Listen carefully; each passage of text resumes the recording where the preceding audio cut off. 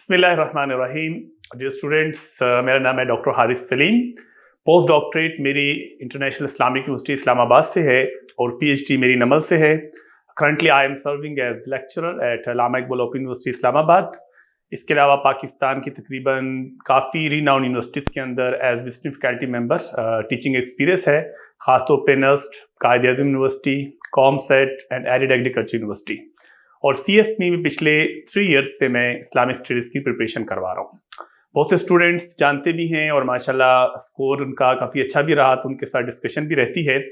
आज इस सेशन के अंदर हम पूरे इस्लामियात का जो सिलेबस है उसकी एक रिवीजन करना चाहेंगे, ताकि मिनिमम टाइम के अंदर आप मैक्सिमम चीज़ें लर्न कर सकें। और हम कोशिश करेंगे कि आज का जो इस सेशन है इसमें 2 आवर का ये सेशन होगा, जिसमें सीरा ऑफ द होली प्रॉफिट हज़रत मोहम्मद सल्लल्लाहु अलैहि वसल्लम, पूरी नबी अलैहिस्सलाम की सीरत को अकॉर्डिंग टू टाइम लाइन हम कवर करेंगे। और उसके साथ जो 5 मेजर डायमेंशन हमारे पेपर में आती हैं वो भी इंशाल्लाह हम डिस्कस करेंगे। और उसके साथ साथ पेपर टेक्निक सीरत के पोर्शन को अटेम्प्ट करने के लिए वो भी हम इंशाल्लाह यहाँ पर डिस्कस करेंगे। और उसके साथ थोड़ा सा पास्ट पेपर का रिव्यू भी आपके सामने आ जाएगा। Let's we start. देखिए जी, सबसे पहले सीएसएस का जो सिलेबस है आप देख रहे होंगे कि वो तो सीरा ऑफ द होली प्रॉफिट सल्लल्लाहु अलैहि वसल्लम से शुरू नहीं होता है, वो शुरू होता है इंट्रोडक्शन टू इस्लाम से। लेकिन मैंने डेलिबरेटली सीरत से हम इसलिए स्टार्ट कर रहे हैं कि सीरत हमारा सबसे इंपॉर्टेंट पोर्शन है। एक की वजह तो इसकी ये है कि 1 या 2 क्वेश्चन सीएसएस में हर साल आपको सीरत में से नजर आते हैं। और सेकेंडली, जितना भी हमारा सीएसएस का सिलेबस है उसमें सीरत हमें सपोर्ट करती है। सीरत का जो नॉलेज होगा, जो कंटेंट होगा, वो चाहे ह्यूमन राइट्स हैं, चाहे वो कल्चर सिविलाइजेशन है, चाहे वो इंट्रोडक्शन टू इस्लाम है, जहां पर भी क्रिटिकल एनालिसिस आप लोग कर रहे होंगे वहां पे सीरत का नॉलेज हमें बहुत सपोर्ट करता है। तो सीरत में हमने करना क्या है? अगर आप बिल्कुल ब्लैंक हैं और आप ये चाहते हैं कि मुझे इस 2 घंटे के अंदर हम सीरत के हवाले से जो चैप्टर 2 है तमाम उसका नॉलेज हमें मिल जाए, तो मैं आपको सबसे पहले बताऊं कि अगर हम लास्ट 10 इयर्स के पेपर देखते हैं तो हमें सीरत के ऊपर 2 चीजें नजर आती हैं। पहली चीज कि सीएसएस के सिलेबस में 5 डायमेंशंस दी गई हैं कि उन डायमेंशंस को हमने तैयार करना है 20 मार्क्स के पर्सपेक्टिव में। नंबर 1, प्रॉफिट सल्लल्लाहु अलैहि वसल्लम मतलब प्रॉफिट सल्लम एक रोल मॉडल है किन लोगों के लिए? इंडिविजुअल।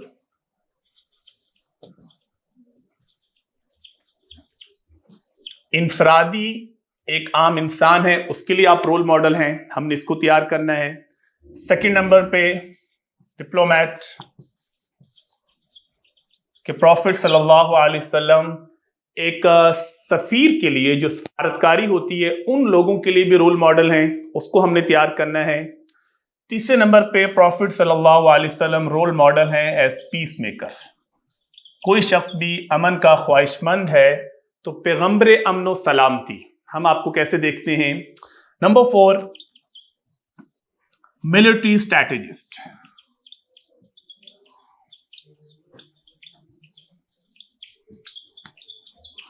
कि बतौर कमांडर अगर हम नबी करीम सल्लल्लाहु अलैहि वसल्लम का जायजा लें बैटल फील्ड पे तो आप का हमें करैक्टर क्या नजर आता है।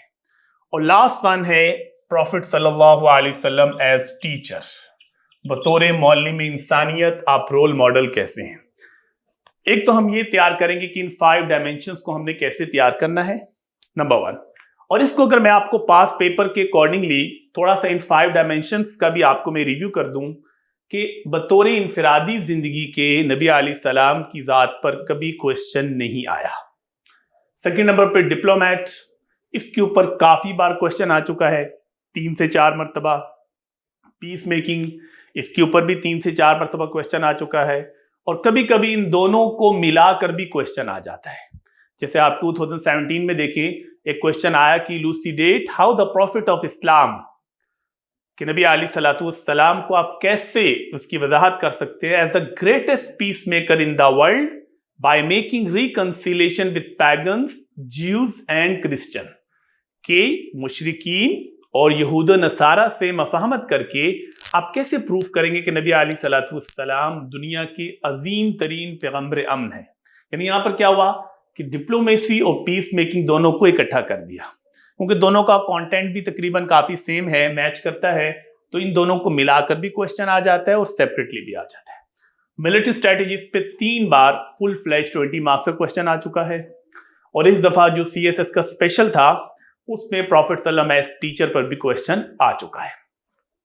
तो बहरहाल एक तो हमने इसको तैयार करना है। सेकंड नंबर पे सीरत का अगर आप ना पास पेपर का रिव्यू करेंगे तो आपको एक प्रॉब्लम आप लोग फेस करेंगे कि सीरत के ऊपर इन 5 डायमेंशंस के अलावा कोई भी चीज आ जाती है।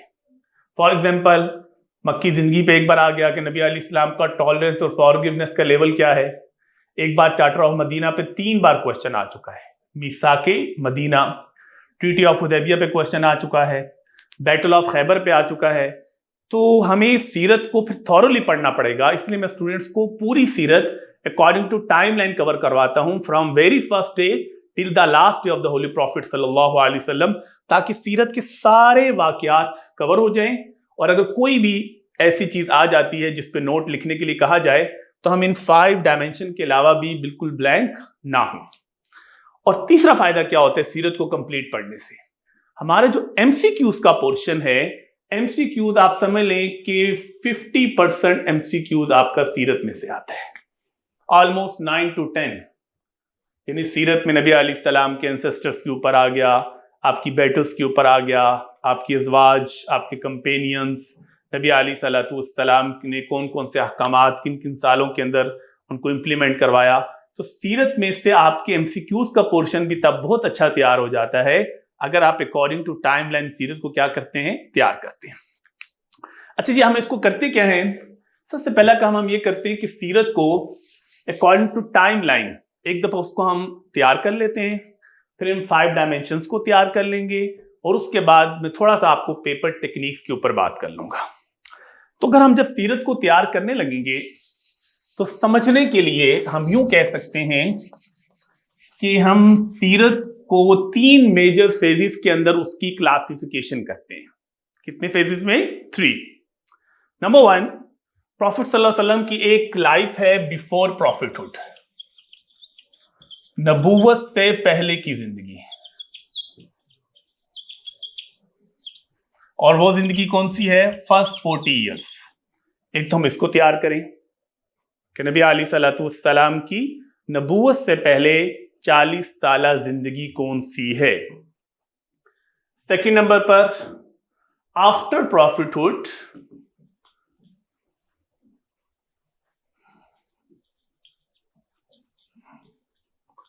नबूवत के बाद मक्की जिंदगी आपकी कितनी है, आफ्टर प्रॉफिटहुड मक्की पीरियड, और वो हमारे पास है 13 ईयर्स। 13 से मुराद है कि 41 से लेकर 53 तक। एक हम इसको तैयार करना होगा। और तीसरा फेज हमारे पास आ जाता है मदनी पीरियड, और वो हमारे पास है 10 ईयर्स, जो कि 54 से लेकर 63। ये 10 साल आपने कहां गुजारे? मदीना में। इस तरीके से अगर आप उसको ज़हन में रखेंगे, फर्स्ट 40 ईयर्स बिफोर प्रॉफिटहुड मक्का के अंदर ही गुजरे, लेकिन नबूवत से पहले की जिंदगी। नबूवत के बाद 13 साल जिंदगी, यानी 53 ईयर्स आपने मक्का में गुजारे, और 10 साल जब माइग्रेशन की टुवर्ड्स मदीना।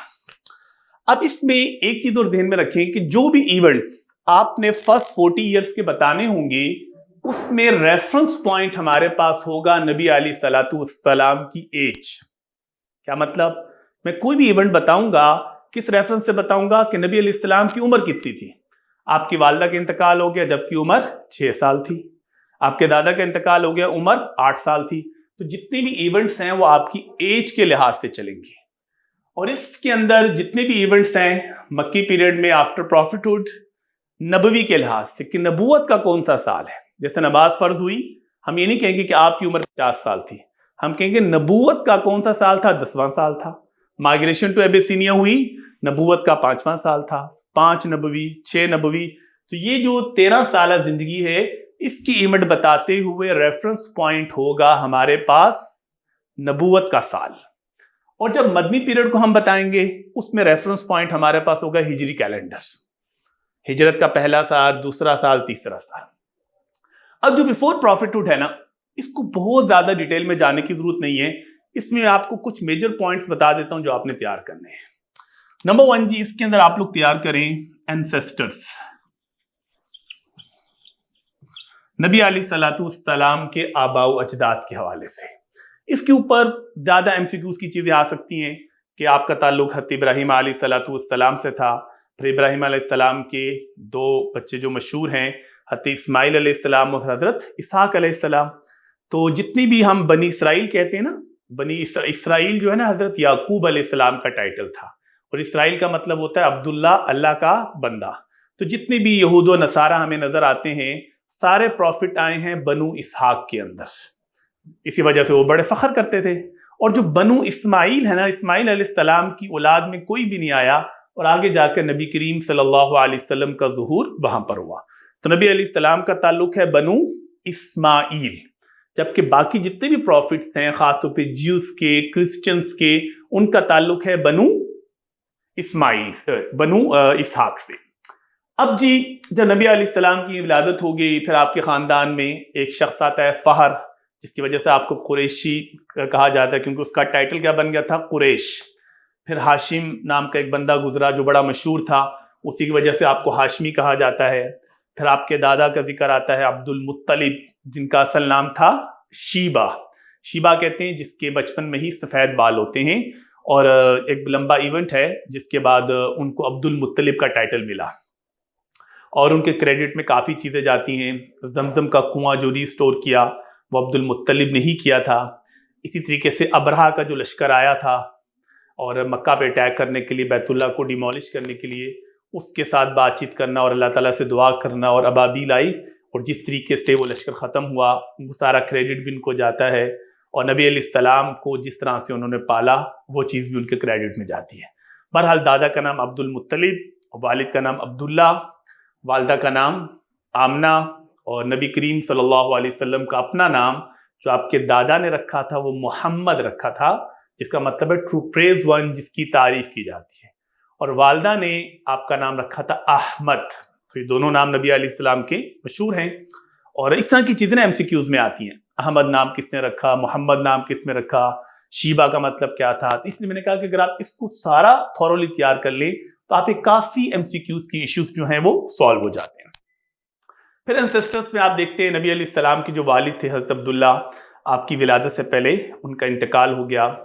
اس کے بعد اس زمانے کا دستور تھا کہ جو فاسٹر مدر تھی بچوں کو لے جاتی تھی اور ان کو فیڈ وغیرہ کرواتی تھیں. تو نبی علیہ السلام کو بھی لے گئیں حضرت حلیمہ. حضرت حلیمہ کا نام بھی آپ کی رضائی والدہ یعنی فاسٹر مدر میں آتا ہے، اور اسی طریقے سے حضرت صوبیہ کا نام بھی آپ کی فاسٹر مدر کے اندر آتا ہے. اور بھی بہت سی چیزیں ہیں، بہت سے نام آتے ہیں. صرف ہم ان چیزوں کو یہاں پر ڈسکس کریں جو زیادہ پرومیننٹ ہیں اور پبلکلی ایکسیپٹڈ ہیں. کچھ چیزوں میں کنٹروورسی ہوتی ہے، ہم اس کو چھوڑ دیتے ہیں. تو بہرحال جی، نبی علیہ السلام کی فاسٹر مدر حضرت حلیمہ حضرت صوبیہ ہیں. تو بہرحال والد کی جو ڈیتھ ہے وہ نبی علیہ السلام کی برث سے پہلے ہی ہو گئی. پھر 4 سال آپ حضرت حلیمہ کے پاس رہے جو کہ آپ کی فاسٹر مدر ہیں. اور اس کے بعد جی نبی علیہ السلام حضرت آمنہ کے پاس آ گئے، 2 سال ان کے پاس رہے.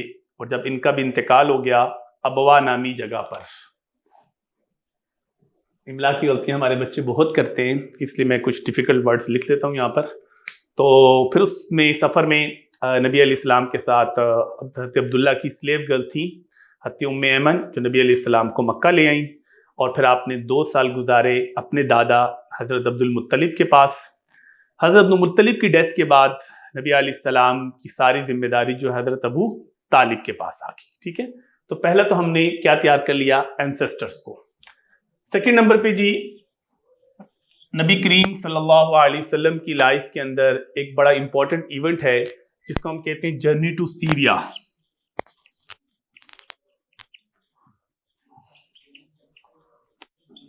شام کا سفر. اور وہ سیریا کا سفر کیا تھا؟ جب نبی علیہ السلام 8 سال کی عمر میں اپنے چچا حضرت ابو طالب کے پاس آ گئے. ان کے بھی فائنینشیل حالات اتنے اچھے نہیں تھے، تو نبی کریم صلی اللہ علیہ وسلم نے کام کا شروع کر دیا. بکریاں چراتے اور ڈفرینٹ مزدوری کرتے، لوگوں کا مال جو ہے کمیشن پہ لے جاتے، اس طرح کے چھوٹے موٹے کام آپ کرتے رہے. لیکن اس کے بعد جب نبی کریم صلی اللہ علیہ وسلم نے دیکھا کہ اب مجھے تجارت کرنی چاہیے، تو ایک قافلہ جا رہا تھا، تجارتی قافلہ شام کی طرف۔ نبی علیہ السلام کی عمر تھی اس وقت 12 سال۔ تو نبی علیہ السلام نے انسسٹ کیا اپنے چچا حضرت ابو طالب سے کہ مجھے بھی لے جائیں۔ پر انہوں نے پہلے تو کہا کہ سفر ہے، بہت سی مشکلات ہوں گی، آپ نہ جائیں۔ لیکن جب بہت انسسٹ کیا اور بھتیجے کی بات ٹال بھی نہیں سکتے تھے تو ان کو ساتھ لے گئے۔ اور اس سفر میں پھر ایک کرسچن پریسٹ تھا، بحیرہ راہب، جس سے نبی علیہ السلام کی ملاقات ہوئی۔ اس نے فرسٹ ٹائم آپ کو ریکگنائز کیا ایز پروفٹ، اور حضرت ابو طالب کو مشورہ دیا کہ ان کو واپس لے جائیں۔ وہاں جو یہودی ہیں وہ بھی ان کو ایسے ہی پہچان لیں گے جیسے میں نے پہچان لیا ہے، اور یہ نہ ہو ان کو نقصان پہنچائیں، لہذا آپ ان کو واپس لے جائیں۔ بہرحال جی نبی علیہ السلام پھر واپس آ گئے۔ تو تیسرا ایونٹ اس کے اندر آپ ذہن میں رکھ لیں، بیٹل آف فجار۔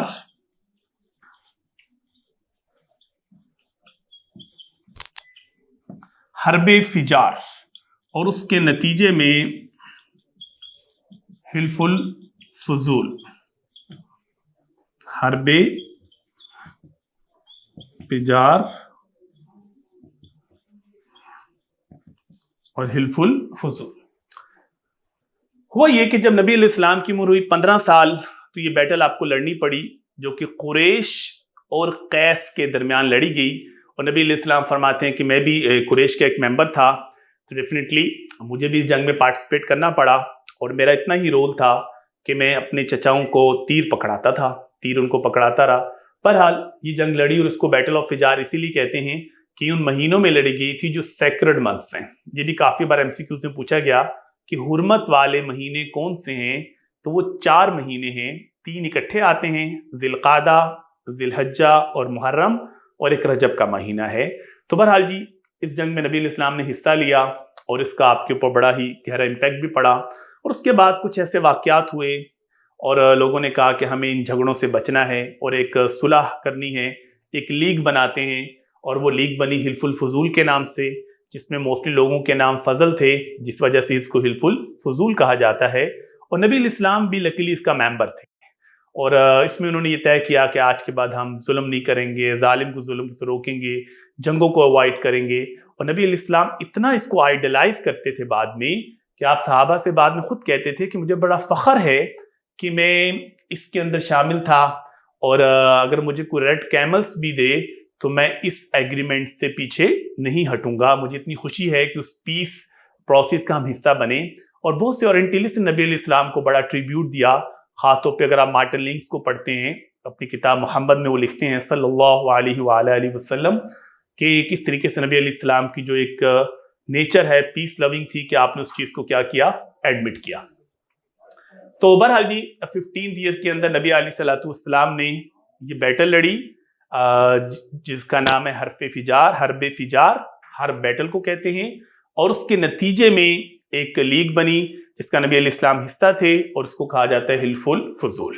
تو 15 سال کی عمر میں یہ ایونٹس ہوئے۔ اب ہم آ جاتے ہیں 4تھ ایونٹ کی طرف، بلکہ اوپر ہی اس کو لکھتے ہیں ہم۔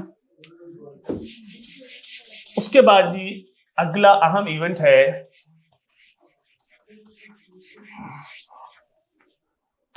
میرج ود حضرت خدیجہ رضی اللہ تعالیٰ عنہ۔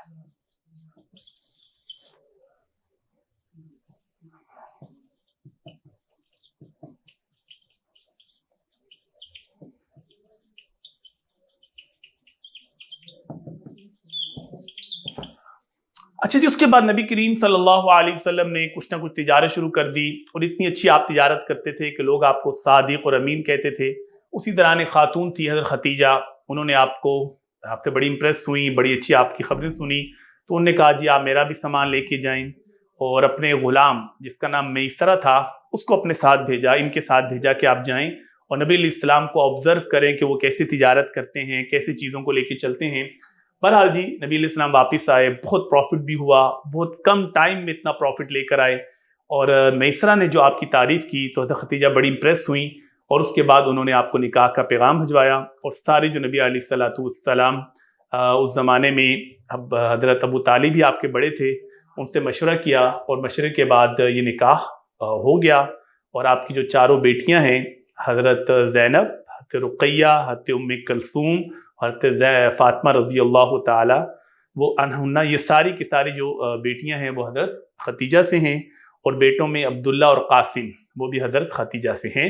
باقی پھر آپ کے ایک بیٹے تھے حضرت ابراہیم، جو آپ کی ایک سلیو گرل حضرت ماریہ قبطیہ تھیں، ان سے ان کی پیدائش ہوئی تھی۔ بہرحال جی ایک یہ ایونٹ آپ کی زندگی کا بڑا اہم ایونٹ ہے۔ اس کے بعد جی ایک ایونٹ ہے فکسنگ آف بلیک سٹون۔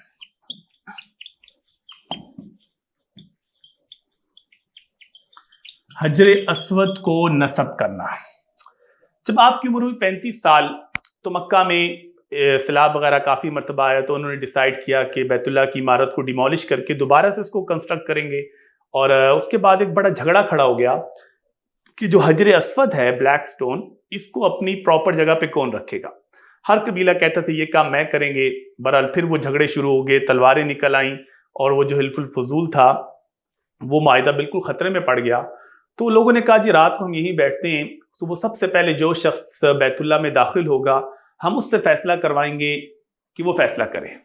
تو نبی علیہ الصلوۃ والسلام سب سے پہلے اگلے دن بیت اللہ میں انٹر ہوئے، سب نے کہا جی آپ فیصلہ کریں، اور نبی علیہ السلام نے اتنا خوبصورت فیصلہ کیا کہ آپ نے ایک بہت بڑی چادر منگوائی، اس پہ وہ حجر اسود رکھا، اور تمام ٹرائبس کے جو چیفز تھے ان کو بلایا اور کہا کہ آپ چادر کو ڈیفرنٹ جگہوں سے پکڑ لو تاکہ ہر ایک کی پارٹیسپیشن بھی ہو جائے، اور قریب آ کر اس پتھر کو اپنی جگہ پہ خود فکس کر دیا۔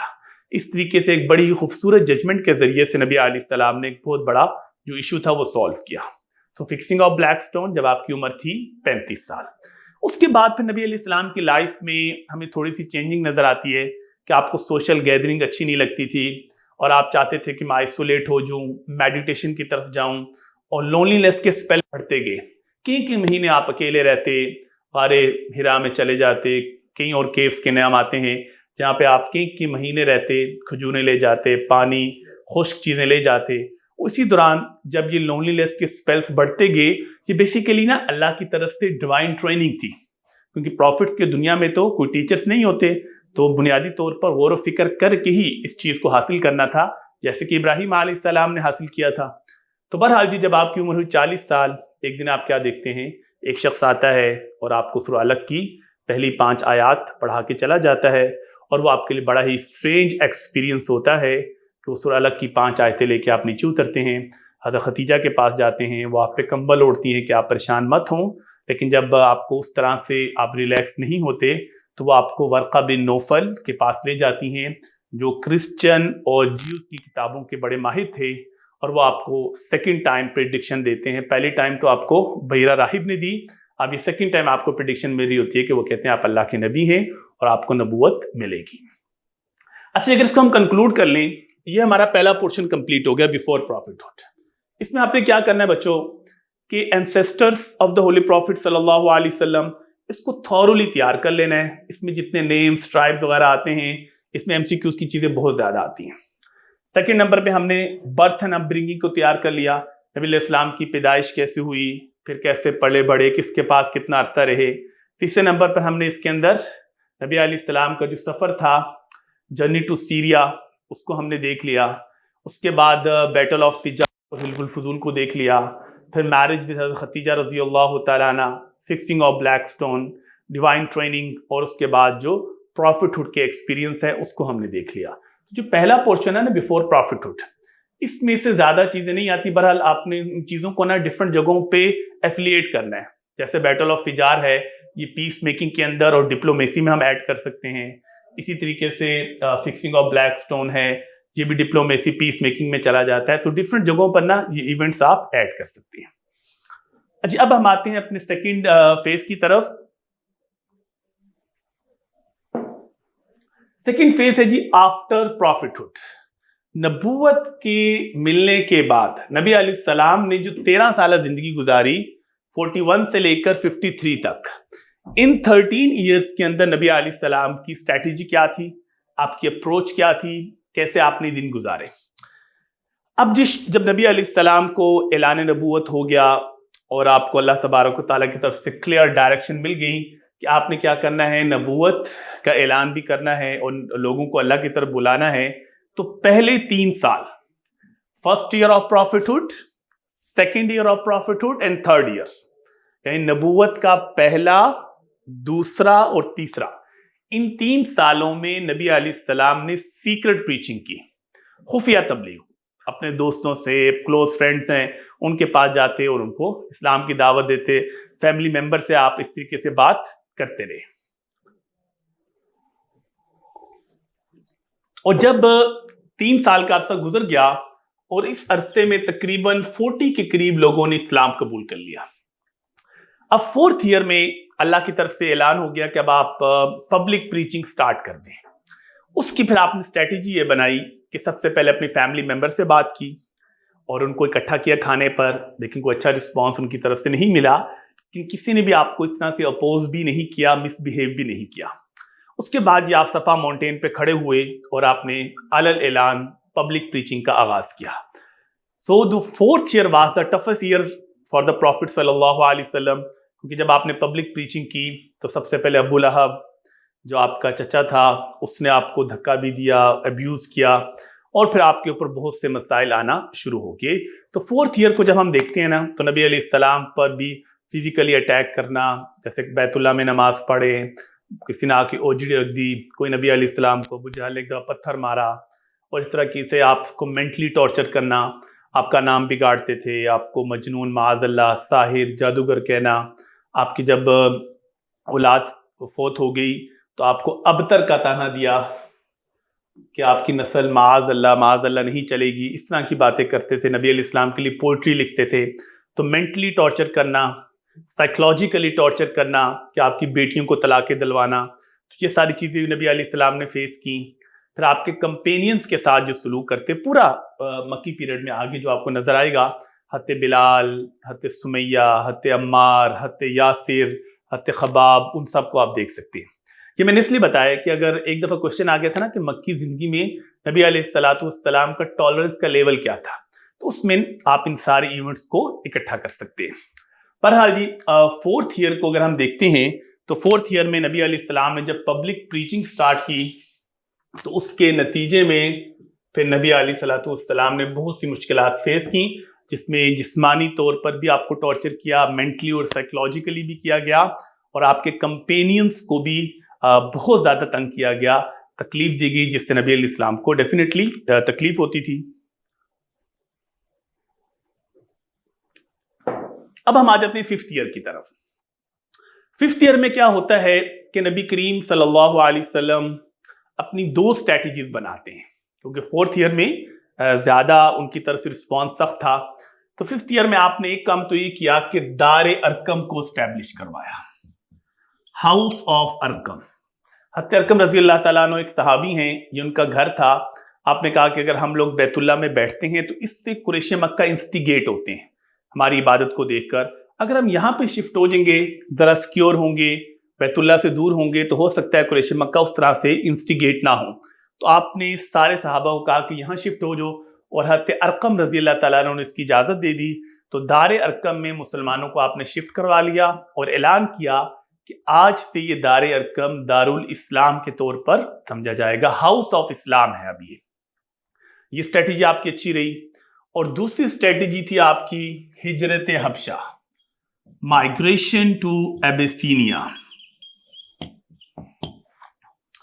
آپ کو پتہ چلا کہ ایبیسینیا جو حبشہ کا بادشاہ ہے بڑا رحم دل ہے، کرسچن بادشاہ ہے اور بہت ہی زیادہ خدا ترس ہے۔ تو آپ نے لوگوں کو کہا کہ ایسا کرتے ہیں، وہاں پہ میں اپنے کچھ ڈیلیگیشن بھیجتا ہوں، امیگرینٹس کو بھیجتا ہوں، اگر وہ ان کو اچھا رسپانس آتا ہے تو ہم لوگوں کو وہاں شفٹ کروا دیں گے۔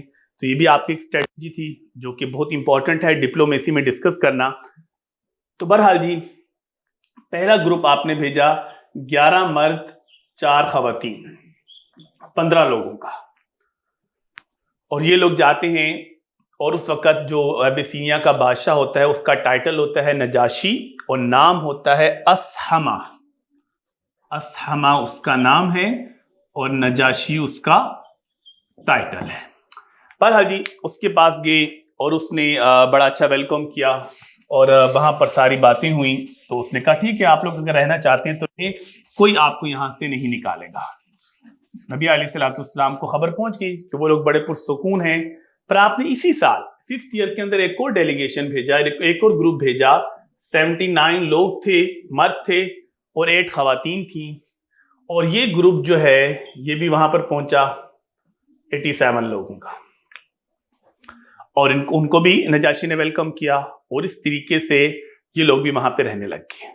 تو قریش مکہ کو بڑا غصہ آیا بھائی کہ اب یہ لوگوں کو آؤٹ سائڈ مکہ اتنا زبردست شیلٹر مل گیا ہے، تو انہوں نے بھی پھر اپنا ڈیلیگیشن بھیجا، اور بڑے بڑے لوگ تھے، عمر بن عاص اور ایسے لوگ جن کی بڑی دوستیاں تھیں، لیکن بہرحال جی وہ لوگ وہاں جاتے ہیں، ان کی ڈیلیگیشن ناکام ہو جاتی ہے، ڈپلومیسی ان کی ناکام ہو جاتی ہے، اور وہاں پہ نبی علیہ السلام نے خاص طور پر اس سفر میں حضرت جعفر کو بھیجا تھا، جنہوں نے بہت اچھا اسلام کا مقدمہ لڑا، انہوں نے ایک اچھی سپیچ کی کیونکہ بہت اچھے اوریٹر تھے، ان کی جو کمیونیکیشن سکل تھی وہ بہت اچھی تھی، اس کی وجہ سے انہوں نے بڑا اچھی طریقے سے بات بھی کی، اور جب انہوں نے کوشش کی کہ حضرت مریم علیہ السلام کے حوالے سے ان کو الجھانے کی کوشش کی، تو انہوں نے سورہ مریم کی تلاوت کی، اور بڑے خوبصورت انداز سے بتایا کہ حضرت مریم علیہ السلام اور حضرت عیسیٰ علیہ السلام کو ہم کتنا ایک تقدس سمجھتے ہیں ان کا، ان کو قرآن کیسے ٹریبیوٹ دیتا ہے، جس کے بعد نجاشی تو اور زیادہ مسلمانوں کے قریب آ گیا، اور قریش مکہ کی ڈپلومیسی بالکل ناکام ہو گئی۔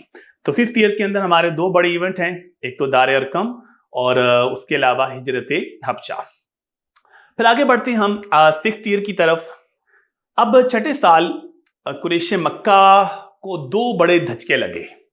پہلا دھچکا حضرت حمزہ رضی اللہ تعالیٰ عنہ کا اسلام، جو نبی علیہ السلام کے چچا تھے، اور دوسرا دھچکا حضرت عمر بن خطاب رضی اللہ تعالیٰ عنہ کے اسلام لانے سے۔ اب جب ان دونوں شخصیات نے اسلام قبول کر لیا، اور پھر حضرت عمر کے کہنے پہ مسلمان پھر دار ارقم سے باہر آ گئے اور کہا کہ بیت اللہ میں ہم نماز پڑھیں گے، اس سے قریش مکہ بہت ان کو ڈسٹرب ہوئے، انہیں سوچا جی اب تو ایک ایک کر کے سارے لوگ جو ہیں اسلام کی طرف آتے جائیں گے، تو انہیں ایک میٹنگ بلائی، اور قریش مکہ عام طور پہ میٹنگ بلاتے تھے دار الندوہ میں، یہ بھی ایک بار MCQs میں آیا تھا، تو قریش مکہ کی میٹنگز کہاں پہ ہوتی تھی۔ انہوں نے کہا جی ہم ایسا کرتے ہیں کہ ایک ایگریمنٹ تیار کرتے ہیں، جو لوگ بھی مسلمانوں کے ساتھ ہیں ان کو سپورٹ کرتے ہیں، چاہے بنو ہاشم کے لوگ ہیں، اگر سپورٹ کر رہے ہیں ہم ان لوگوں کا اکنامکلی اور سوشلی بائیکاٹ کریں گے، معاشرتی اور معاشی ان کا بائیکاٹ ہوگا۔ بہرحال جی ایک پورا ڈاکومنٹ تیار کیا گیا، اور اس کو بیت اللہ پہ لٹکا دیا، اور کہا جی اب ان لوگوں سے سوشلی اور اکنامکلی کوئی ان سے بات چیت نہیں کرے گا، اور نہ ہی تعلق رکھے گا، نہ ہی خرید و فروخت ہوگی، اور ان لوگوں کو مجبور کر دیا یہ لوگ اپنے گھروں سے نکل جائیں، اور یہ سب لوگ شیب ابی طالب، حضرت ابو طالب کی پرسنل زمین تھی، وہاں جا کر انہیں پناہ لے لی، اور 7th 8th and 9th years, یہ جو 3 سال تھے نا نبوت کے، 7واں سال، 8واں اور 9واں، ان 3 سالوں میں وہ شیب ابی طالب کے اندر محصور رہے، اور ان کا بائیکاٹ ہوا، بنو ہاشم کے لوگ چاہے وہ نان مسلم بھی تھے ان کو بھی اس میں شامل کر لیا انہوں نے، جو نبی علیہ السلام کو سپورٹ کرتے تھے، اور بڑا ہی مشکل پیریڈ تھا جو نبی علیہ السلام اور صحابہ نے اس کو وہاں پر فیس کیا، اور اس زمانے میں بہت کم لوگوں نے اسلام بھی قبول کیا، تھوڑا سا ان کو ریلیکسیشن مل جاتی تھی جب پلگرمز آتے تھے حج کے سیزن میں، وزٹرز آتے تھے تو ان کے ساتھ تھوڑا بہت اپنی چیزیں وغیرہ بہتر کر لیتے تھے، ادروائز پورا سال ان کا بائیکاٹ رہا۔ بہرحال جی 9th ایئر کے اینڈ پر پھر ان لوگوں نے دیکھا کہ ان کا غصہ بھی کافی ٹھنڈا ہو گیا تھا، کیونکہ اسلام اس طرح سے پروپیگیٹ نہیں ہو رہا تھا، تو انہوں نے اس ایگریمنٹ کو دیکھا تو دیمک نے اس کو چاٹ کے ویسے ہی ختم کر دیا تھا، تو وہ ایگریمنٹ 9th ایئر کے اینڈ پہ کیا ہو گیا، ختم ہو گیا۔ اب ہم آتے ہیں 10th ایئر کی طرف، نبوت کا 10واں سال، جس کو نبی علیہ السلام نے کہا کہ میرے لیے عام الحزن ہے، غم کا سال ہے، the year of grief, the year of sorrow۔ اور کیوں کہا کہ پہلے تو حضرت ختیجہ کا انتقال ہوا، پھر حضرت ابو طالب کا انتقال ہوا، ان دونوں شخصیات سے آپ کو بڑا پیار تھا، انہوں نے آپ کو بہت سپورٹ بھی کیا تھا، ان 2 شخصیات کے انتقال کی وجہ سے آپ بہت پریشان ہوئے، اور آپ نے کہا کہ یہ میرے لیے غم کا سال ہے۔ اور اس کے بعد جی پھر آپ نے کہا جی چلیں اب ہم قریش مکہ تو بات سننے کو تیار نہیں ہے، چلیں ایک اور ایکسپیرینس ہی سے ہی ہم ایسا کرتے ہیں کہ طائف کے لوگوں کو اسلام کی دعوت دیتے ہیں۔ تو آپ کا جو وزٹ ٹو طائف ہے یہ بھی ڈپلومیسی کی بہت اچھی اگزامپل ہے، آپ کی فارگیونیس اینڈ ٹالرنس کی بڑی اچھی اگزامپل ہے، اس میں آپ نے کہا جی ہم ایسا کرتے ہیں کہ طائف چلتے ہیں۔ اب دیکھیں نبی علیہ السلام کی ڈپلومیسی کی آپ کو اندازہ تھا کہ طائف میں حالات ایسے سازگار نہیں ہیں، بنو ثقیف کا قبیلہ ہے، نو ڈاؤٹ کہ وہ 2nd لارجسٹ ٹرائب تھا، اور ان کے بارے میں اچھا بھی تھا کہ پڑھے لکھے لوگ زیادہ ہیں وہاں پر as compare to Quraysh and other tribes, لیکن نبی علیہ السلام نے حضرت زید کو اپنے ساتھ لیا اور کہا کہ چلو جاتے ہیں۔ آپ نے تھوڑا سی سرچ کی تو پتہ چلا کہ 3 بڑے سردار ہیں، اگر ان کو آپ نے اپنا بنا لیا تو یہ سارے لوگ ان کے پیچھے چلتے ہیں۔ بہرحال جی نبی علیہ السلام نے ان تینوں کو اپروچ کرنے کی کوشش کی، لیکن انہوں نے آپ سے بات کرنے سے انکار کر دیا اور بڑا ہی روڈلی بیہیو کیا، اور پھر نبی علیہ السلام کے پیچھے بچے لگا دیے۔ آپ نے دیکھا موب پیچھے ہے جو نبی علیہ السلام پہ پتھر مار رہی ہے، آوازیں کس رہی ہے، اور اب بڑی مشکل سے نبی علیہ السلام اور حضرت زید وہاں سے نکلے، ایک اورچرڈ میں پناہ لی، اور جب نبی علیہ السلام کو موقع ملا کہ آپ ان کے لیے کوئی بھی ایسا جملہ بول دیں تو وہ سب ختم ہو جائیں گے، تو آپ نے ان کو معاف کیا۔ تو یہ ٹپیکل اگزامپل ہے کہ ایک ڈپلومیٹ کیسا ہوتا ہے، وہ فوراً بدلہ نہیں لیتا، وہ بہت سی چیزوں کو فیوچر پرسپیکٹو میں دیکھ رہے ہوتے ہیں، تو وہ ساری چیزیں ہمیں یہاں پر نظر آتی ہیں۔ بہرحال وزٹ ٹو طائف یہ بھی 10th ایئر کا واقعہ ہے۔ اس کے بعد جی پہ در پہ آپ دیکھ رہے ہیں واقعات، شیب ابی طالب کا، پھر حضرت ختیجہ کی ڈیتھ، حضرت ابو طالب کی ڈیتھ، پھر طائف کا اتنا ہی ایک مشکل سفر۔ اب اللہ تعالیٰ چاہتے تھے کہ آپ کو آسمانی دنیا کی سیر کرائیں، اور اسراء اور معراج کا جو واقعہ ہے یہ بھی کب ہوا؟ 10th ایئر کے اندر۔ اس کی ڈیٹیل میں جانے کا نہ تو ٹائم ہے، نہ اب اس ٹائم اس کی ضرورت ہے۔ اس کے بعد جی جب سفر سے واپس آتے ہیں اور نبی علیہ السلام پر 10 نبوی کو، کیونکہ سارے جو ایونٹس ہیں یہ 10th year of profit hood کے ہیں، تو آپ کو 5 نمازوں کا تحفہ ملا، جو اصل میں 50 تھیں اور بعد میں 5 رہ گئیں۔ تو نماز کی جو فرضیت ہے وہ بھی کب ہوئی؟ 10 نبوی سے میں جب آپ معراج سے واپس آ رہے تھے۔ اچھا، جس کے بعد 10th ایئر کے اندر نبی علیہ السلام نے حضرت سودا رضی اللہ تعالی عنہ سے شادی کی۔ حضرت سودا رضی اللہ تعالیٰ عنہ بڑی عمر کی خاتون تھی، اور نبی علیہ السلام نے اس لیے بھی یہ رشتہ ایکسیپٹ کیا کہ ان کے جو شوہر تھے وہ مائیگریشن ابیسینیا میں شامل تھے، اور وہیں ان کا انتقال ہو گیا۔ تو نبی علیہ السلام نے ان کی دلجوئی بھی کی، اور آپ کو بھی ایک بڑی عمر کی خاتون کی ضرورت تھی جو آپ کے گھر کو اور چیزوں کو دیکھ سکے۔ بہرحال جی 10th ایئر کے بعد ہم چلتے ہیں 11th ایئر میں۔ 11th ایئر میں نبی کریم صلی اللہ علیہ وسلم نے اپنی اسٹریٹجی تھوڑی سی چینج کر دی۔ وہ کیا تھا؟ آپ نے کہا کہ اب ہم دیکھتے ہیں کہ جو لوگ مکہ کی طرف آتے ہیں، ڈفرینٹ وزٹرز اور پلگرمز، ہم ان کو اسلام کی دعوت دیتے ہیں۔ مین وائل جی جو خزرج قبیلہ تھا مدینہ کا، خزرج کے 6 لوگوں سے آپ کی ملاقات ہوئی سیکرٹلی، انہوں نے آپ کی بات مانی اور اسلام قبول کر لیا، اور اللہ کے نبی سے پرومس کیا کہ ہم وہاں جا کر اسلام کو پروپیگیٹ بھی کریں گے اور لوگوں کو بھی لے کر آئیں گے۔ آپ نے کہا ٹھیک ہے جی۔ آپ نے پھر انتظار کیا، تو نبوت کے 12ویں سال 12 لوگ آئے، ان سب کے نام آپ کو حدیث کی کتابوں میں مل جاتے ہیں۔ تو ان 12 لوگوں نے اسلام قبول کیا۔ پھر نبی علیہ السلام نے ان سے ایک بیعت لی، جس کو ہم کہتے ہیں فرسٹ پلیج آف عقبہ، بیعت عقبہ اولا۔ بیعت پلیج کو کہتے ہیں، عقبہ جگہ کا نام ہے۔ تو نبی علیہ السلام نے کہا کہ توحید کو تم مانو گے، پروفٹ ہوڈ کو مانو گے، اور جتنی بھی سنفل ایکٹیویٹیز ہیں ان کو اوائڈ کرو گے۔ یہ ساری چیزوں کو انہوں نے ایکسیپٹ کر لیا، اور اس کے بعد جی کہا کہ ہم اور لوگوں کو بھی دعوت دیں گے، آپ ہمارے ساتھ کسی کو بھیج دیں۔ تو نبی علیہ السلام نے ان کی ڈیمانڈ پر حضرت مصعب بن عمیر کو ان کے ساتھ بھیج دیا۔ اور 13th ایئر میں جب ہم آتے ہیں تو 75 لوگ آتے ہیں مدینہ سے، اوس و خزرج قبیلے سے، اور وہ سب نبی علیہ السلام کے اوپر اسلام بھی قبول کرتے ہیں۔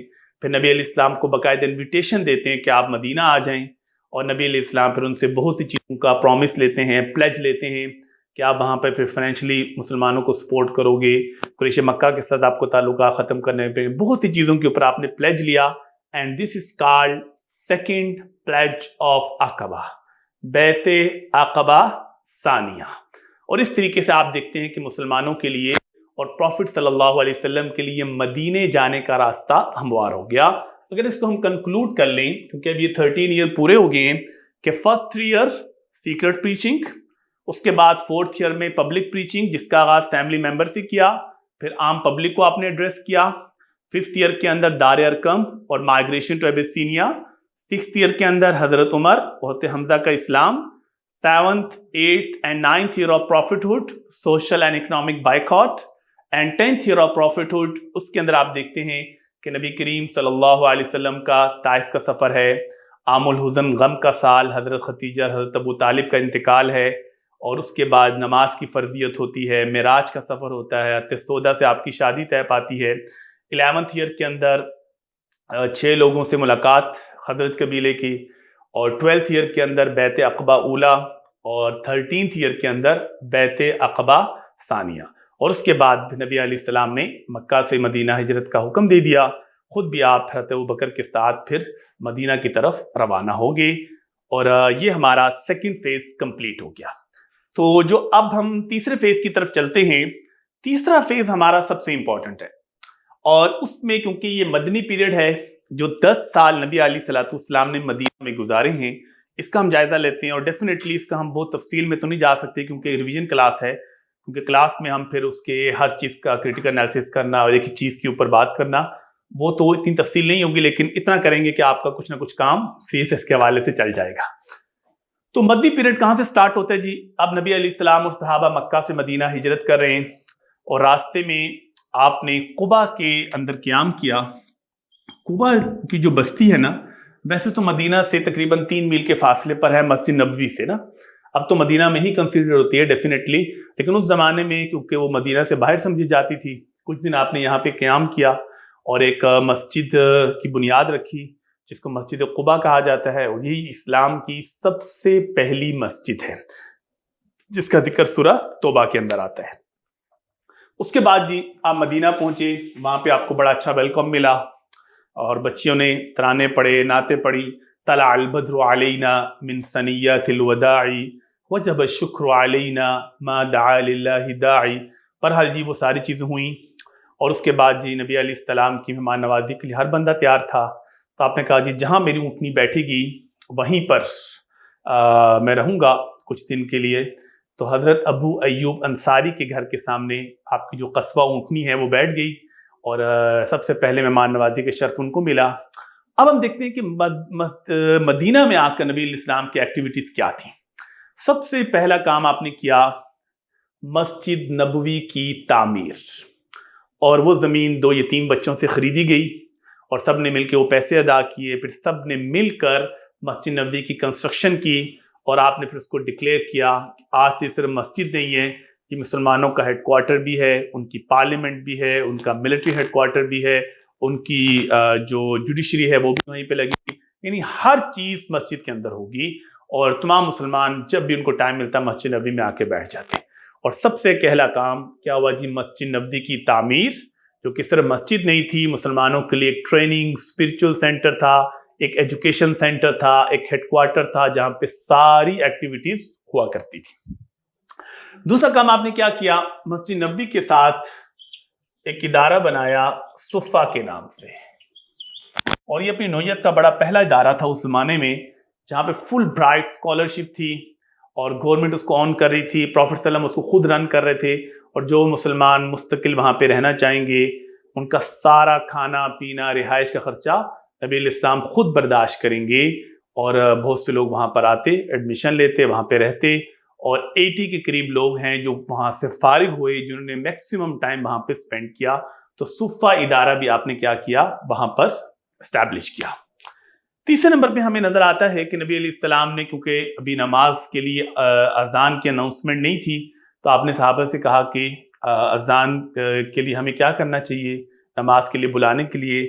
بہت سے مشورے آئے لیکن پھر حضرت زید اور حضرت عمر کے مشورے سے آپ نے اس کو انڈورس کیا اور اذان کے کلمات جاری کر دیے، اور حضرت بلال کو آپ نے اپنا فرسٹ مؤذن اور حضرت عبداللہ بن ام مکتوم کو اپنا سیکنڈ مؤذن ڈکلیئر کر دیا. اس کے بعد جی اگلا مسئلہ تھا سیٹلمنٹ آف مہاجرین. جو اتنی بڑی تعداد میں آپ کے ساتھ مہاجرین آئے ہیں ان کی سیٹلمنٹ کیسے ہوگی، اور وہ بھی نبی علیہ السلام نے بڑا ہی ایمیکیبلی اس کو ٹیکل کیا کہ ایک انصار اور مہاجر کو بھائی بھائی بنا دیا، بردرہڈ کو اسٹیبلش کر دیا اور کہا کہ فار ٹائم بینگ یہ آپ کے ساتھ رہیں گے، آپ اپنی چیزیں ان کے ساتھ شیئر کر لیں. اور یہ بہت بڑا چیلنج بھی نبی علیہ السلام نے پورا کیا. اس کے بعد آ جاتی ہیں جی موسٹ امپورٹنٹ ایونٹ جو ہمارا پہلے سال میں ہوا. دس از دی چارٹر آف مدینہ.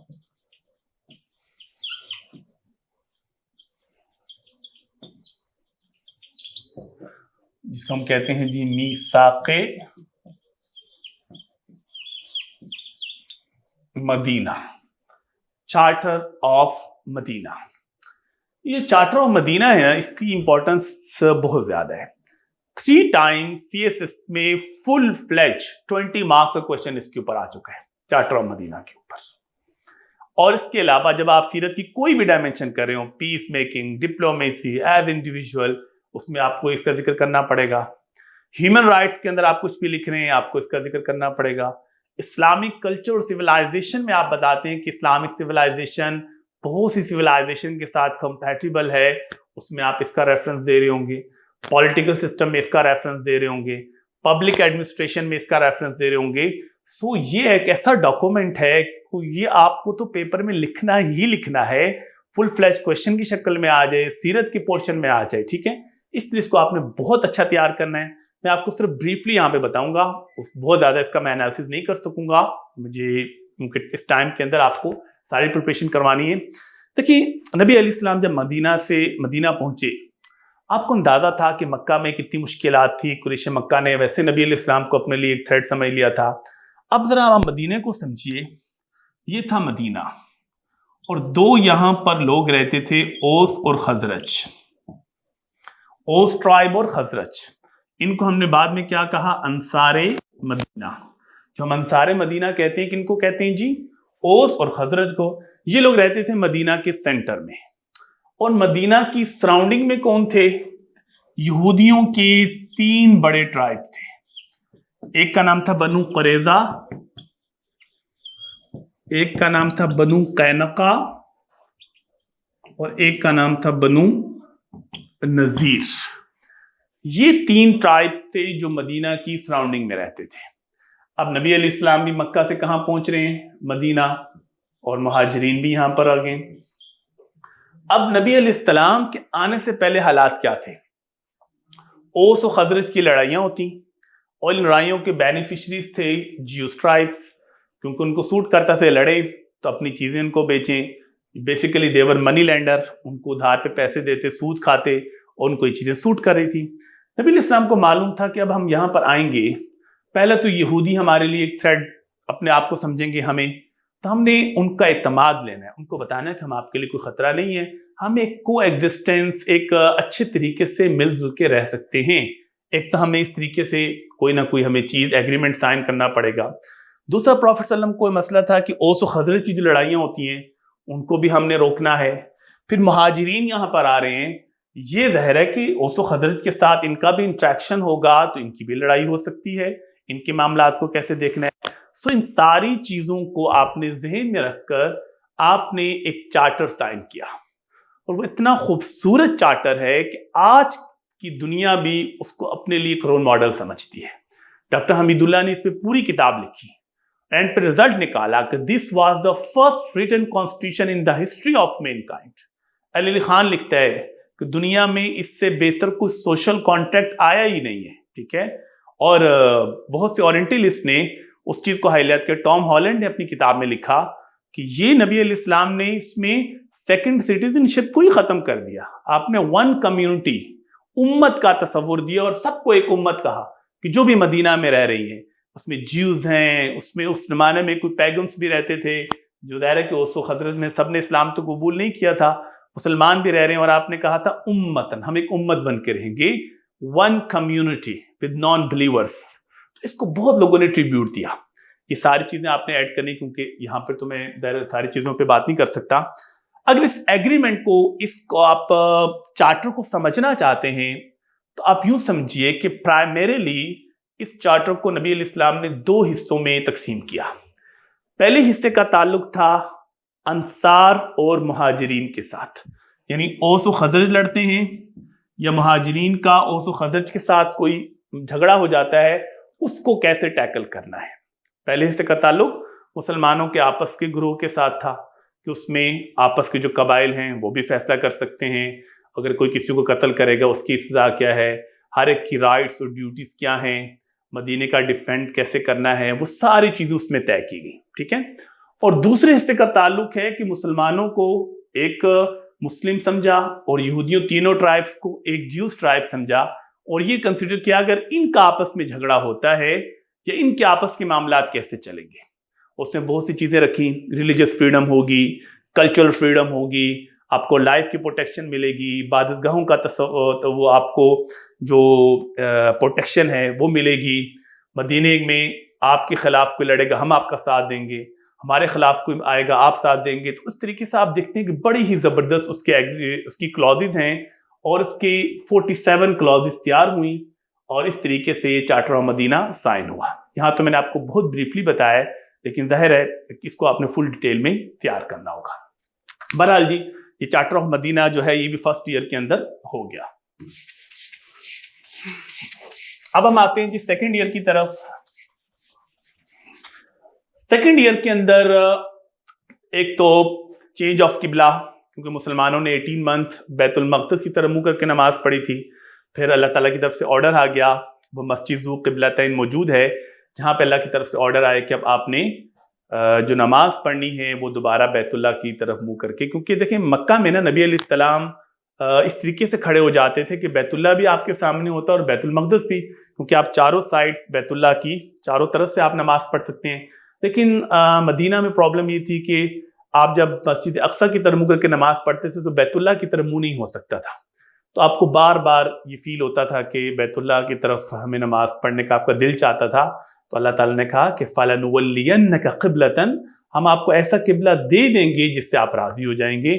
تو نماز کے دوران ہی وہ حکم آ گیا کہ آپ ظہر کی نماز پڑھ رہے تھے کہ ڈیورنگ نماز آپ کو کہا گیا کہ فَوَلُّوا وُجُوهَكُمْ شَطْرَ الْمَسْجِدِ الْحَرَامِ، اپنے چہرے کو مسجد حرام کی طرف پھیر لیں۔ بہرحال جی چینج آف قبلہ سیکنڈ ایئر کے اندر ہے، روزے کے احکامات آ گئے، زکوٰۃ کے احکامات آ گئے، اور جہاد کرنے کی اجازت مل گئی، یہ ساری چیزیں جو ہیں سیکنڈ ایئر آف ہجرہ میں ہیں۔ پھر جی ہماری سب سے اہم بیٹل ہے بیٹل آف بدر۔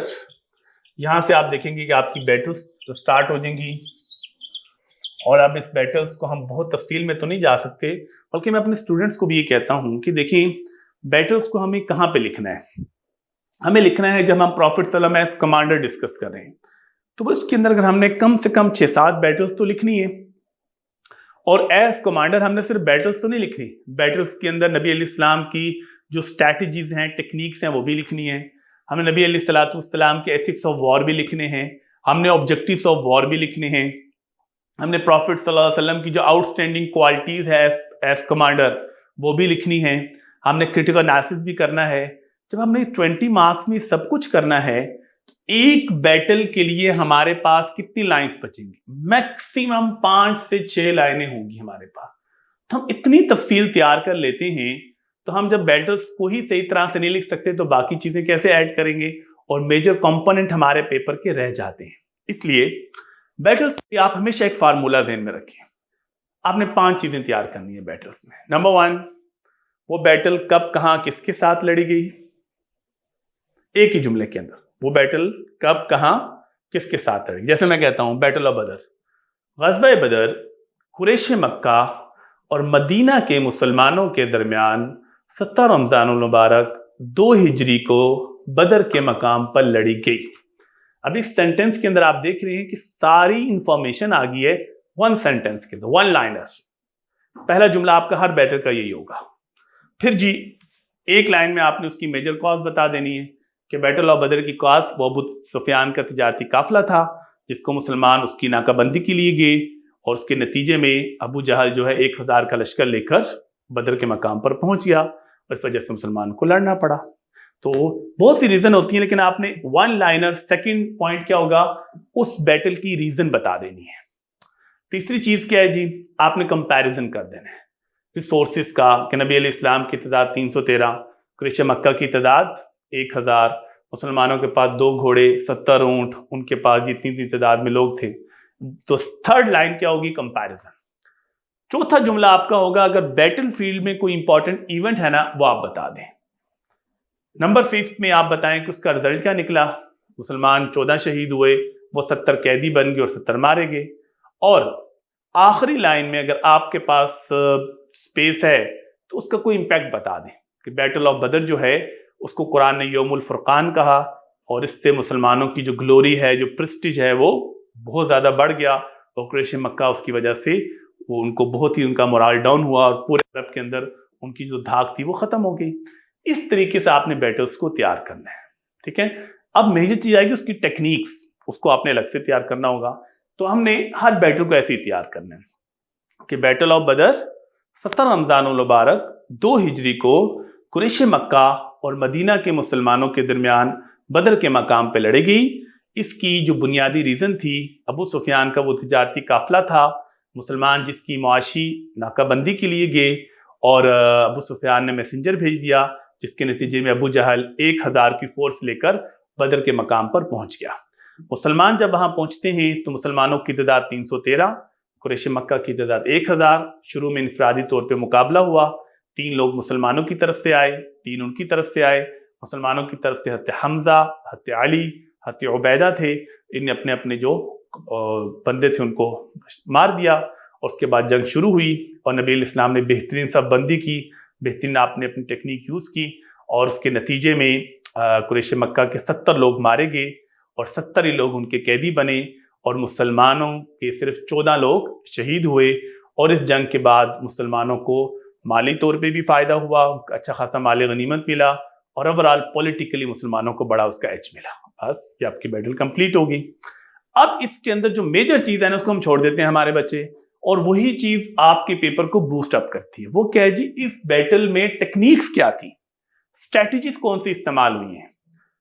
اب دیکھیں اس بیٹل میں ایک تو نبی علیہ السلام نے مسلم آرمی کو 2 بٹالینز کے اندر تقسیم کیا، کیونکہ قریش مکہ الگ ٹرائب تھے، ان کے انصار کے الگ تھے. اب آپ یہ نہیں چاہتے تھے دونوں ایک دوسرے کے انڈر کیسے کام کریں گے، تو ان کو آپ نے الگ الگ کر دیا. ٹھیک ہے، قریش مکہ کو لیڈ کر رہے تھے حضرت علی، اور جو انصار کے ٹرائب ہیں ان کو حضرت سعد کر رہے تھے، تاکہ آپس میں جھگڑا نہ ہو. اور اوورآل لیڈرشپ آپ نے حضرت مصعب بن عمیر کو دے دی. پھر آپ نے گڑھے کھدوائے تاکہ پانی کا مسئلہ حل ہو جائے. آپ کی جگہ کی سلیکشن تھی وہ اتنی اچھی تھی کہ بارش ہوئی تو سینڈی لینڈ تھی، جن کے لیے مسلمانوں کو وہاں پر سٹیبلٹی آ گئی، اور مسلمانوں کو چلنا وہاں پر کیا ہو گیا، آسان ہو گیا. پھر آپ کی صف بندی بڑی اس کی امپورٹنس آتی ہے کہ اس میں آپ نے دیکھیں انفینٹری کہاں پر ہوگی، آرچرز کہاں پر ہوں گی، وہ ساری چیزیں آپ نے بتائی کہ مقدمہ کہاں ہوگا، میمنہ کہاں پر ہوگا، میسرہ کہاں پر ہوگا. یہ ساری جو آپ کی صف بندی ہے اس کا آپ ذکر کر سکتے ہیں اس کے اندر. پھر پہلے 3 ایسے لوگوں کو بھیجنا جس کی وجہ سے ایک ٹون سیٹ ہو جاتی ہے، مسلمانوں کا مورال اس کے اندر کیا ہو گیا، ہائی ہو گیا. پھر رات کو سب کو سلوانا تاکہ صبح ایکٹیو ہوں، اور یہ ساری چیزیں آپ اس کے اندر کیا کر سکتے ہیں، ایڈ کر سکتے ہیں. اچھا جو اس کے بعد ہوا یہ کہ سیکنڈ ایئر کے اینڈ پہ یہودیوں کا ایک ٹرائب تھا بنو قینقاع، جس کا ہم ذکر کر چکے ہیں. اس نے قریش مکہ کا ساتھ دیا تھا، ان کے لیے کھانے شانے کا بھی انتظام کرتے تھے. تو اللہ کے نبی نے کہا کہ آپ نے غداری کی ہے، آپ نے چارٹر آف مدینہ کی وائلیشن کی ہے، جس کے نتیجے میں ان کو مدینہ سے جلا وطن کر دیا گیا. تو سیکنڈ ایئر یہاں پہ کمپلیٹ ہو جاتا ہے. پھر ہم بڑھتے ہیں جی تھرڈ ایئر کی طرف. تھرڈ ایئر میں ہمارے پاس جو بیٹل ہے وہ ہے جی بیٹل آف احد. احد کی بیٹل بھی 3 ہجری 7 شوال کو مدینہ کے مسلمان اور قریش مکہ کے درمیان احد کے میدان میں لڑی گئی. احد پہاڑ کا نام ہے جو کہ مدینہ سے تقریباً 3-4 میل کے فاصلے پر ہے.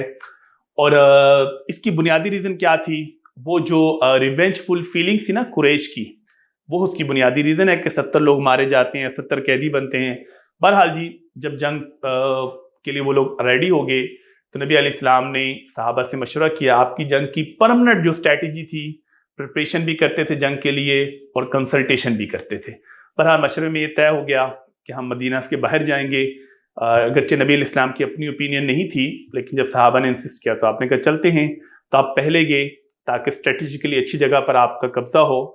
300 لوگ مسلمانوں سے الگ ہو گئے کہ ہماری بات نہیں مانے گی، اور وہ ڈیفینیٹلی ہپوکریٹ تھے، منافقین تھے. تو ان فیکٹ مسلمانوں کی تعداد تھی 700 اور قریش مکہ کی تعداد تھی 3000. اور یہاں پر نبی علیہ السلام پہلے پہنچے، میدان جنگ کا جائزہ لیا.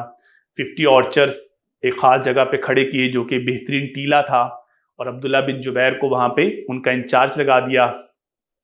اور اس کے بعد چیزوں کو آپ نے مینیج کیا، اور پہلے انڈیویجول مقابلہ ہوا، اور اس کے بعد انفرادی مقابلے کے بعد کولیکٹیولی جنگ شروع ہو گئی، اور مسلمانوں نے بڑا اچھا اٹیک کیا اور قریش مکہ بھاگنے پہ مجبور ہو گئی. بہرحال جی جب وہ بھاگے تو وہ 50 آرچرز بھی نیچے اتر آئے اور ان کو فالو کرنے لگے.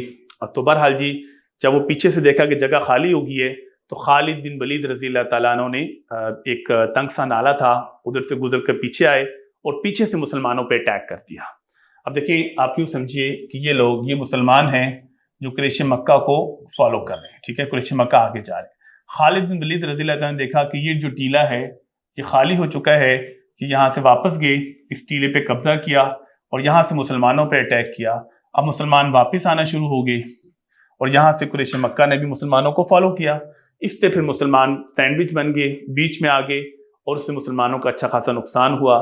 نبی علیہ السلام کے بھی 2 دانت شہید ہوئے اور بہرحال آپ نے مسلمانوں کو کہا کہ پہاڑوں پہ چڑھ جائیں، اور مسلمان پہاڑوں پہ چڑھ گئے اور بہر جنگ ختم ہوئی۔ حضرت حمزہ شہید ہو گئے، 70 کے قریب مسلمان شہید ہو گئے اور 34 کے قریب قریش مکہ اس میں مارے گئے۔ بہرحال ہیوی لاس مسلمانوں کا ہوا، اور ریزن بھی یہی تھی کہ اللہ کے نبی کی بات کو انہوں نے اس طریقے سے عمل نہیں کیا ان 50 آرچرز نے، ورنہ یہ جنگ بھی مسلمان جیتے ہوئے تھے۔ اگر اس کی ہم وار اسٹریٹجی سے بات کریں، کیونکہ وار اسٹریٹجی بہت امپورٹنٹ ہے، اس کے بغیر اگر آپ ایز کمانڈر کویشچن کرتے ہیں تو وہ زیرو ہے، ٹھیک ہے۔ اس میں آپ دیکھیں گے نبی علیہ السلام نے پریپریشن کروائی، کنسلٹیشن آپ کو نظر آتی ہے، صحابہ سے مشورہ کیا، اور جب زیادہ لوگوں کی رائے ہوئی تو اپنا مشورہ چینج کر لیا۔ پھر صحابہ نے آپ کے مشورے عمل کرنے لگے تو آپ نے کہا نہیں، جب ڈیسیژن ہو جائے پھر اس پہ ڈبل مائنڈڈ نہیں ہونا، ڈٹرمینیشن کے ساتھ اس پہ عمل کرنا ہے، اسی پہ رہے۔ اور آپ کی جو اصل اسٹریٹجی تھی گوریلا وار لڑنے کی، اس بیٹل آف احد میں، جو آج کے دور میں بڑی امپریسو ہے، لیکن جب وہ صحابہ اس طریقے سے اس پہ کنونس نہیں ہوئے تو آپ نے اس کو چھوڑ دیا۔ پھر پہلے آنا، اسٹریٹجیکلی ان جگہوں پہ آپ نے جا کے قبضہ کیا جو بہترین جگہ تھیں، اور اسی طریقے سے 50 آرچرز کو اپوائنٹ کرنا، ان کا انچارج عبداللہ بن جبیر کو لگانا جو بڑے ماہر لوگ تھے، ان کو کہا اس جگہ کو نہیں چھوڑنا۔ تو یہ ساری چیزیں ہمیں اس کے اندر نظر آتی ہیں۔ بہرحال جی اس کے بعد آگے چلتے ہیں۔ 4th ایئر کے اندر جو ایک اور قبیلہ تھا بنو نذیر، اس سے نبی علیہ السلام کے ساتھ غداری بھی کی اور ایک قتل کا پورا منصوبہ بنایا، نبی علیہ السلام کے لیے کھانے پہ بلایا۔ تو نبی علیہ السلام کو پتہ چل گیا تو پھر وہ لوگ اپنے قلعوں میں بند ہو گئے، لیکن ان کا بھی محاصرہ ہوا، اور جب انہوں نے بھی اپنی غلطی ایکسیپٹ کر لی تو نبی علیہ السلام نے جو دوسرا قبیلہ تھا جیوس کا بنو نذیر، ان کو بھی مدینہ سے جلا وطن کر دیا 4th ایئر کے اندر۔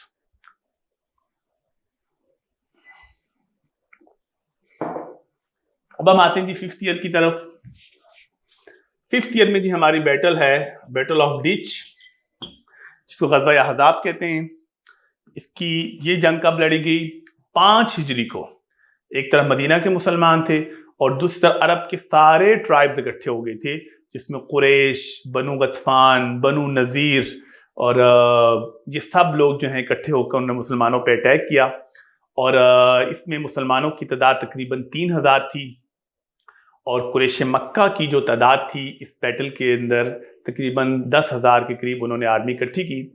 نبی علیہ السلام کو پتہ چلا، آپ نے صحابہ سے مشورہ کیا اور مشورے میں یہی طے پایا کہ ہم ایسا کرتے ہیں کہ ایک سرنگ کھودتے ہیں، اور مدینہ میں یہ اسٹریٹجی اس لیے بہتر تھی کہ آپ یوں سمجھیے کہ اس طرف بھی پہاڑ تھے، اس طرف بھی پہاڑ تھے، اور یہاں پہ بنو قریظہ کے لوگ آباد تھے، یہاں سے ان کے ساتھ ہمارا الائنس تھا، صرف یہ سامنے کی جگہ تھی، اور نبی علیہ السلام نے یہاں پہ سرنگ کھدوا دی، اور یہ بھی ایک انوویٹو وار اسٹریٹجی تھی۔ بہرحال جب وہ 10,000 کی آرمی آتی ہے تو وہ اس کو کراس نہیں کر سکتی ہے، اور وہیں سے مقابلے ہوتے رہتے ہیں۔ سارے بچے، خواتین، ڈسیبل جو ہیں وہ بنو قریظہ میں یہاں پر جو ان کے فورٹریسز تھے آپ نے ان کو وہاں پہ بند کیا ہوا تھا۔ اس کے نتیجے میں کافی دن جنگ ہوتی رہی، اور اینڈ پہ کوئی رزلٹ نہیں نکل رہا تھا۔ ایک دن تیز آندھی طوفان چلا، اور اس کے نتیجے میں نبی علیہ السلام کو معلوم ہو گیا کہ اب ان کے حالات بہت ہی کمزور ہوں گے، تو آپ نے حضرت حذیفہ کو بھیجا کہ آپ جائیں اور جاسوسی کریں کہ وہ لوگ کیا سوچ رہے ہیں، اور یہ فرسٹ ٹائم آپ نے اس چیز کو بھی انٹروڈیوس کروایا کہ بیٹل فیلڈ میں جاسوسی کروانا، یہ بھی بڑی اچھی وار اسٹریٹجی آپ نے امپلیمنٹ کروائی۔ بہرحال جی حضرت حذیفہ وہاں پر آئے اور دیکھا کہ وہ لوگ جانے کی تیاری میں ہیں، آپ واپس آ گئے، اور اس طریقے سے یہ جنگ میں مسلمانوں کو کوئی نقصان اس میں نہیں ہوا۔ تو 5th ایئر کے اندر جو ہماری ایک بیٹل ہے غزوہ احزاب، اس کے اندر ایک پرابلم ہوئی تھی کہ بنو قریظہ کے لوگوں نے مسلمانوں سے غداری کی اور کہا جی قریش مکہ کو کہ ہم آپ کو انٹرسٹ دے دیں گے۔ اب نبی علیہ السلام کے لیے بڑی ہی مشکل سچویشن تھی کہ اگر قریش مکہ کو انٹرسٹ مل جاتی ہے تو وہ تو مدینہ میں آ جائیں گے، اور یہاں پر ہماری اس طرح سے پریپریشن نہیں ہے۔ تو بہرحال جی پھر آپ نے اپنی اسٹریٹجی یوز کر کر ایک شخص کی مدد لی جس نے بنو قریظہ اور قریش مکہ کے درمیان ایک غلط فہمی پیدا کی، جس کے نتیجے میں ان دونوں کے آپس میں وہ جو الائنس ہے وہ ختم ہو گیا۔ تو جنگ میں یہ چیزوں کی اجازت ہوتی ہے، آپ نے خود فرمایا کہ الحرب خدعۃ، جنگ دھوکے کا نام ہے۔ آپ جنگ میں صرف کمٹمنٹ کو پورا کرنے کے پابند ہوتے ہیں کہ آپ نے کہا کہ یہ سیز فائر ہے تو اس سے پہلے آپ اٹیک نہیں کر سکتے، ادروائز اسٹریٹجی بنانا، اس طریقے سے چیٹ کرنا، یہ تو جنگ کے موقع پر ہو سکتا ہے۔ تو آج کے دور میں بھی بلاکس بنتے ہیں اور آپ ایک بلاک سے کسی کو نکال کر خود اس بلاک کا حصہ بن جاتے ہیں، یا جو بلاک آپ کے لیے تھریڈ ہوتا ہے آپ اس کو نکالنے کی کوشش کرتے ہیں۔ تو نبی علیہ السلام نے اس طریقے سے بنو قریظہ اور قریش مکہ میں وہ تھوڑی مس انڈرسٹینڈنگ پیدا کروائی، جس کے نتیجے میں وہ جو بنو قریظہ کے لوگ تھے ان کی آپس میں لڑائی ہو گئی، اور وہ جو مسلمانوں کو انہوں نے یہاں سے انٹرسٹ دینا تھا مسلمانوں کے لیے، وہ چیز ختم ہو گئی۔ بہرحال جی 5th ایئر کے اندر ایک تو غزوہ احزاب لڑی گئی جس میں مسلمانوں کا اچھا خاصا ایک قسم کی جو ریکوری ہوگی بیٹل آف احد کی، اور پھر بنو قریظہ کے ساتھ مسلمانوں نے نمٹا، کیونکہ ان لوگوں نے غداری کی تھی اور ان کو بھی ان کی سخت سزا ملی، ان کے مردوں کو قتل کیا گیا، عورتوں اور بچوں کو قیدی بنایا گیا، اور ان کی اپنی مرضی کا ڈیسیژن لیا گیا۔ حضرت سعد بن معاذ کے حوالے سے انہوں نے کہا تھا کہ وہ ہمارے بارے میں فیصلہ کریں گے، انہوں نے وہی فیصلہ کیا جو تورات کے اندر لکھا ہوا تھا۔ تو 5th ایئر کے اندر ہماری ایک تو غزوہ احزاب ہے، اور اس کے بعد جو غزوہ بنو قریظہ کو جو سزا ملی وہ بھی آپ کو 5th ایئر کے اندر نظر آتی ہے۔ 6th ایئر کے اندر جی ٹریٹی آف حدیبیہ،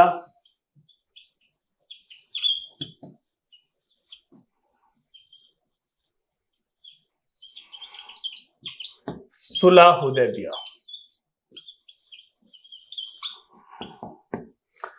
صلح حدیبیہ یہ بڑا امپورٹنٹ ڈاکومنٹ ہے کہ نبی علیہ السلام 6th ایئر کو خواب دیکھتے ہیں کہ آپ کے ساتھ 1400 صحابہ کرام ہیں، آپ لوگ مکہ سے نکلتے ہیں، مدینہ جاتے ہیں، عمرہ کرتے ہیں، واپس آ جاتے ہیں، کیونکہ پروفٹس کے جو ڈریمز ہوتے ہیں they are the source of revelation، ان کو وہ کام کرنا ہوتا ہے، تو آپ نے صحابہ کا تیاری کرو۔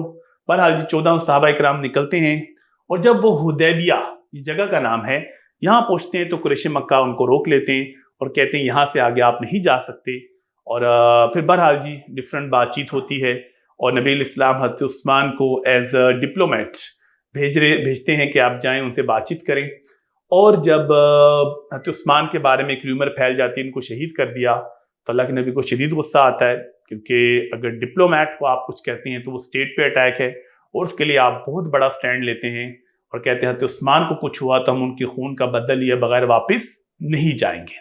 بہرحال جی ان کو جب پتہ چلتا ہے یہ رومر ہے تو وہ بات ختم ہو جاتی ہے، لیکن جن صحابہ نے اس پلیج میں حصہ لیا ان کو اللہ تعالیٰ نے بڑا اچھا ٹائٹل دیا کہ لقد رضی اللہ عن المؤمنین، کہ اللہ ان سارے صحابہ سے راضی ہو گیا جنہوں نے وہ پلیج لیا، جس کو کہتے ہیں پلیج بیت رضوان، پلیج آف دا پلیئر۔ بہرحال جی اس کے بعد ایک ایگریمنٹ سائن ہوا جس میں قریش مکہ کی طرف سے سہیل بن عمر آئے، اور یہاں سے نبی علیہ الصلوۃ والسلام ہیں، اور اس کے اندر بہت سی چیزیں طے پائیں، جس میں تھا کہ 10 سال تک جنگ نہیں ہوگی، اگلے سال مسلمان آئیں گے 3 دن کے لیے آئیں، اور ان کو عمرے کی اجازت ہوگی، تھوڑا سا ویپن اپنے ساتھ لے کر آئیں، اور جون سا قبیلہ آج کے بعد مسلمانوں کو جوائن کر لے وہ جوائن کر سکتا ہے، جو قریش مکہ کو جوائن کر لے وہ ان کو جوائن کر سکتا ہے، اور ایک کلاز یہ بھی انہوں نے ایڈ کروائی، آج کے بعد کوئی شخص without permission of his guardian Mecca سے مدینہ ہجرت نہیں کرے گا، لیکن کوئی مدینہ سے مکہ آئے گا تو ہم اس کو ویلکم کریں گے۔ بہرحال یہ ایک مشکل ڈیسیژن تھا کہ اس اتنی سخت شرائط پہ صلح کرنا، لیکن نبی علیہ السلام کی جو ڈپلومیسی اور ایک اسٹیٹمنٹ شپ تھی وہ ہمیں نظر آتی ہے کہ آپ نے سوچا کہ 10 سال جنگ نہیں ہوگی، اگلے سال ہم بالکل ایک اچھے طریقے سے ڈیمونسٹریٹ کریں گے، عمرہ کریں گے، سارے لوگ اس کو دیکھیں گے، اور اس کا آپ نے بڑا فائدہ لیا، اور 10 سال جو امن کے آپ کو مل گئے اس میں آپ نے انٹرنیشنلی لیٹرز لکھے، اور بہت سی آپ کی چیزیں ہمیں اس میں نظر آتی ہیں۔ بہرحال جی 6th ایئر ٹریٹی آف حدیبیہ، جو کہ بڑا ہی لینڈ مارک اور بڑا ہی خوبصورت ایک ٹریٹی تھی، اور بظاہر یہ اپیرنٹلی ہمیں لگ رہا تھا کہ یہ چیزیں مسلمانوں کے خلاف جا رہی ہیں، لیکن قرآن نے کہا تھا دس از دی مینیفسٹ وکٹری، اس کو قرآن نے فتح مبین سے ڈکلیئر کیا، اور لوگوں نے دیکھا کہ یہی ٹریٹی آف حدیبیہ ایک ٹرننگ پوائنٹ بنا کانکویسٹ آف مکہ کے لیے۔ اب ہم آتے ہیں جی 7th ایئر کی طرف، 7th ईयर में एक हमारा बहुत अहम डॉक्यूमेंट है जिसकी तफसील यहाँ तो मैं आपको नहीं बता सकूंगा, वो है जी लेटर्स। इनको आपने बहुत अच्छा तैयार करना है क्योंकि ये बहुत इंपॉर्टेंट आपके पास एक डॉक्यूमेंट होगा कि नबी इस्लाम ने लेटर्स लिखे जिसमें सुपर पावर्स को भी लेटर लिखे, रोमन अम्पायर, पर्शियन अम्पायर, एबेसिनिया को, ओमान को, बहरीन को, और इसी तरीके से और भी बहुत सी स्टेट्स को लेटर गए, और 3 स्टेट ने तो सिर्फ आपके लेटर की बेस पे इस्लाम कबूल कर लिया, एबेसिनिया, इस तरह से बहरीन, ओमान, और बाकी जितनी भी स्टेट्स थी चाहे वो सुपर पावर और रोम की, उन सब ने नबी इस्लाम को बड़ी रिस्पेक्ट दी, बड़े अच्छे कलिमात बोले और एटलीस्ट वो इस्लाम से इंट्रोड्यूस हुए। सिर्फ एक था खसरो परवेज जो कि ईरान का बादशाह था, उसने नबी इस्लाम के लेटर को फाड़ा और फिर उसके नतीजे में नबी इस्लाम की उसको बदवा लगी और उसकी अपनी सल्तनत भी ख़त्म हो गई। बाकी किसी ने नबी इस्लाम के साथ मिसबिहेव नहीं किया। बहरहाल इन लेटर्स को आपने कैसे तैयार करना होगा, क्योंकि यहाँ तो अब मेरे पास इतना वक्त नहीं होगा कि मैं इसकी तफसीलात में जाऊँ। आपने ये करना है कि आपको ही पता हो कि लेटर किसको लिखा है, उस बादशाह का नाम क्या है, स्टेट कौन सी है, मुसलमानों की तरफ से जो मैसेंजर गया है उसका नाम क्या है और उनका रिस्पॉन्स क्या है। ये चारों चीज़ें आपने बेहतरीन तरीके से तैयार करनी, ठीक है जी। और फिर उसके ऊपर आप कमेंट्री करें अच्छी सी कि उन लेटर की लैंग्वेज कितनी अच्छी थी, नबी इस्लाम ने कोई थ्रेड नहीं किया, बड़ी पीस का मैसेज उनको दिया, 3-4 लाइनों के लेटर थे, कितना खूबसूरत टाइटल से उनको पुकारते थे कि या अजीम रोम, या अजीम किसरा, ए रोम और किसरा के अजीम बादशाह, और सिमिलरिटीज जो थी उनकी तरफ आते थे। उन सारी चीज़ों को पे आपको कमेंट्री करनी होगी और इन लेटर्स को बड़ा अच्छा तैयार करना होगा। तो 7th ईयर में एक तो लेटर्स हैं, ये आपको डिप्लोमेसी में, पीस मेकिंग में ज़रूर लिखने पड़ेंगे और कम से कम इसको 1 पेज की आपको स्पेस देनी पड़ेगी। और दूसरी जी ग़ज़वा खैबर जो कि यहूदियों के साथ लड़ी गई 7th ईयर के अंदर। मुसलमानों की तादाद इसमें तकरीबन 1800 के करीब थी और कुछ में आपको 1600 भी मिलती है, और यहूद की तादाद काफ़ी ज़्यादा थी, तकरीबन 10,000 के करीब भी आती है और कुछ किताबों में इससे भी ज़्यादा मिलती है। और बहरहाल उसकी रीज़न यही थी कि जो ट्रीटी ऑफ हुदैबिया थी उसको ज्यूज़ ने समझा है कि मुसलमानों के लिए डिफीट है, तो उन्होंने तैयारी शुरू कर दी। नबी इस्लाम को पता चला तो आपने खैबर पे एक लश्कर तैयार किया, खैबर पे अटैक किया और तकरीबन खैबर में 20 के करीब फोर्ट्रेसेस थे, वो सारे फोर्ट्रेसेस आपका कब्जा करते रहे।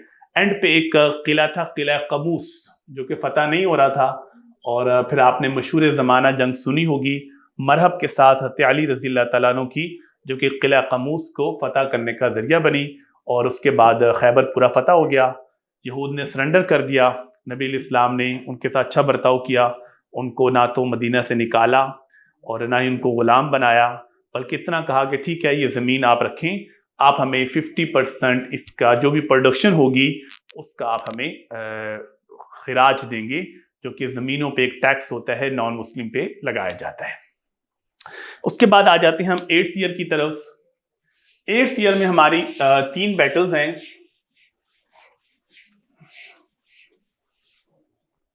पहली बैटल है जी ग़ज़वा मोता।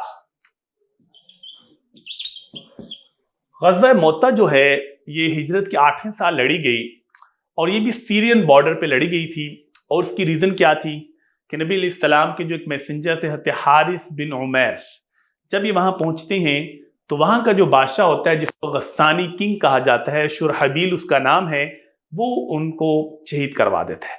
और एम्बेसडर को कत्ल करने का मतलब है ऐलान जंग। नबी अलैहिस्सलाम लश्कर भेजते हैं 3000 का और उनकी तादाद होती है 1 लाख।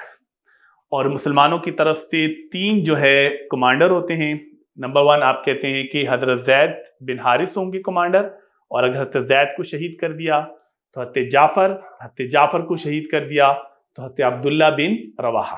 बहरहाल जी ये तीनों शहीद हो जाते हैं, जंग होती है अच्छी खासी। फिर हज़रत खालिद बिन वलीद मुसलमानों को लीड करते हैं और वो जंग तकरीबन मुसलमानों के फेवर में चली जाती है, या कम से कम आप ये कह सकते हैं मुसलमान उस कंडीशन से बाहर निकल आते हैं और कोई ख़ास रिजल्ट नहीं निकलता। बहरहाल मुसलमान वापस आ जाते हैं और वो वापस चले जाते हैं। तो ग़ज़वा मोता ये भी बड़ी अहम बैटल है जो कि 8th ईयर के अंदर हुई। उसके बाद ये 8th ईयर में है कॉन्क्वेस्ट ऑफ मक्का फतह होना। और उसके हवाले से भी आप देखें कि नबी अलैहिस्सलातु वस्सलाम ने बड़ी अच्छी स्ट्रैटेजी बनाई, क्योंकि कुरैश मक्का ने جب اس ٹریٹی آف حدیبیہ کی وائلیشن کی، جس میں ایک قبیلے کے اوپر اٹیک ہوا جن کا مسلمانوں کے ساتھ الائنس تھا، اس کے نتیجے میں پھر قریش مکہ نے کہا ٹھیک ہے، اگر آپ اس ایگریمنٹ کو ٹریٹی آف حدیبیہ کو ختم کرنا چاہتے ہیں تو ہم بھی اس کو ختم کر دیتے ہیں۔ پھر آپ نے مکہ پر اٹیک کی پریپریشن کی، اور اس میں آپ نے سیکرٹ بالکل اس کو رکھا، اور تقریباً 10,000 کا لشکر تیار ہوا، اور مسلمان مکہ پہ جاتے ہیں، اور مکہ کے قریب جا کر آپ نے صحابہ کو کہا کہ رات یہیں پہ گزارنی ہے پہاڑوں پر، اور ہر ایک نے اپنا چولہا الگ الگ جلانا ہے تاکہ اچھی خاصی آگ جلے، اور اس کے نتیجے میں ان کو بہت زیادہ تعداد نظر آئے۔ اور اس کے بعد جی حضرت ابو سفیان وغیرہ جب یہ ساری صورتحال دیکھتے ہیں وہ سرنڈر کر دیتے ہیں، نبی علیہ السلام کے پاس جاتے ہیں، اسلام قبول کر لیتے ہیں، اور اس طریقے سے جب مکہ فتح ہوتا ہے کہیں پر بھی کوئی زیادہ نقصان نہیں ہوتا، 14-15 کے قریب لوگ مارے جاتے ہیں، اس کے علاوہ مسلمانوں کی طرف سے کوئی خاص نقصان نہیں ہوتا۔ آپ بیت اللہ کو بتوں سے پاک کرتے ہیں اور چند دن پھر وہاں پہ قیام کرتے ہیں، پھر آپ واپس نکلنے لگتے ہیں تو ایک اور بیٹل آپ کو لڑنی پڑ جاتی ہے جس کو ہم کہتے ہیں غزوہ حنین۔ ہوا یہ کہ جب نبی علیہ السلام مکہ سے واپس جانے کا ارادہ کرتے ہیں، جو طائف کے لوگ ہوتے ہیں وہ بڑے پریشان ہوتے ہیں، ان کو پتہ ہے کہ اب ہم نے تو نبی علیہ السلام کے ساتھ بڑا مس بیہیو کیا تھا، تو پھر وہ لوگ طائف کا جو آپ کو پتہ ہے قبیلہ ہے بنو ثقیف، یہ لوگ حوازن کو بھی اپنے ساتھ ملا لیتے ہیں اور جی مسلمانوں پر اٹیک کی تیاری کرتے ہیں۔ نبی علیہ السلام کو پتہ چلتا، آپ کہتے ہیں کوئی بات نہیں، ہم کچھ دن اور سٹے کر لیتے ہیں۔ آپ 12,000 کا لشکر لے کر ابھی طائف کی طرف روانہ ہوتے ہیں تو حنین کے موقع پر یہ لوگ چھپے ہوتے ہیں، اور وہاں سے نبی علیہ السلام پر تیروں سے اٹیک کرتے ہیں۔ بڑا شروع میں مسلمان کچھ بکھلا جاتے ہیں، بعد میں اللہ کے نبی ان کو دوبارہ آرگنائز کرتے ہیں اور ان کو اٹیک کرتے ہیں، اور یہ جنگ میں مسلمان جیت جاتے ہیں، اور اس سے مسلمانوں کو بہت سا مال غنیمت ملتا ہے، جس میں آپ دیکھتے ہیں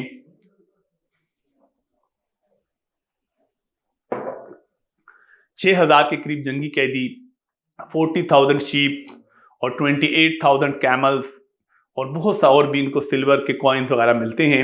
بہرحال جی پھر ان کے کہنے پر نبی علیہ السلام کے قیدیوں کو چھوڑ دیتے ہیں، لیکن جو مال ہے وہ مال غنیمت تقسیم ہو جاتے ہیں۔ تو 8th ایئر کے اندر ہماری 3 بڑی بیٹلز ہیں، غزوہ موتا، کانکویسٹ آف مکہ اینڈ غزوہ حنین۔ 9th ایئر کی طرف چلتے ہیں۔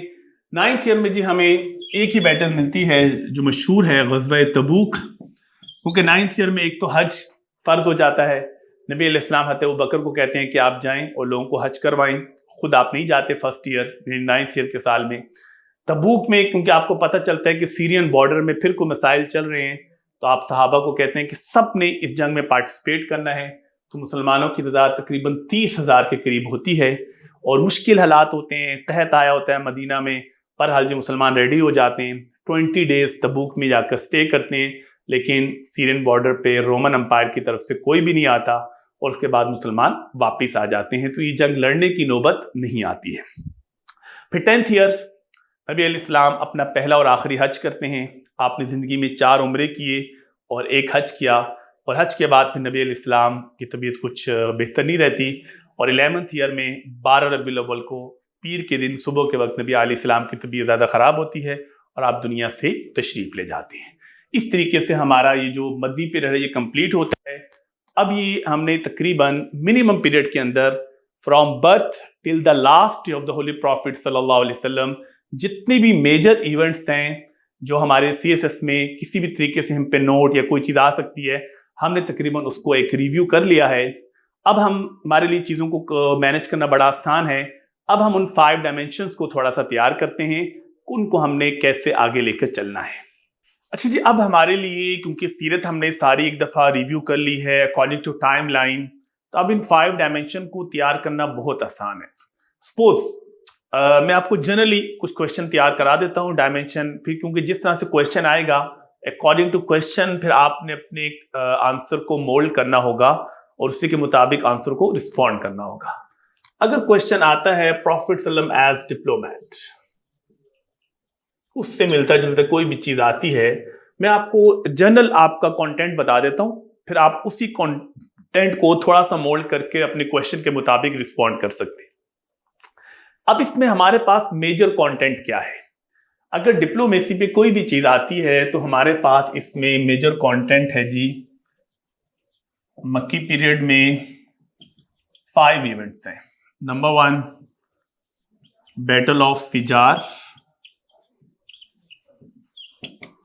اور اس کے نتیجے میں حلف الفضول.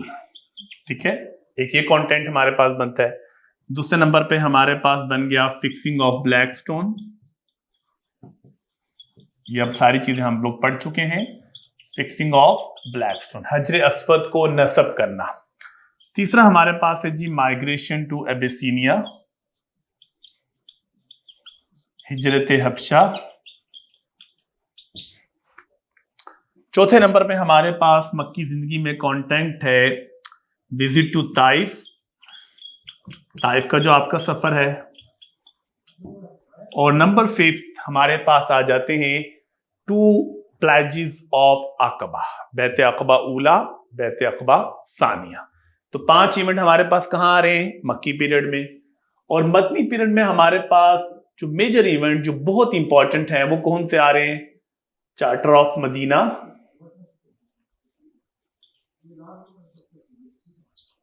نمبر 2 ٹریٹی آف حدیبیہ,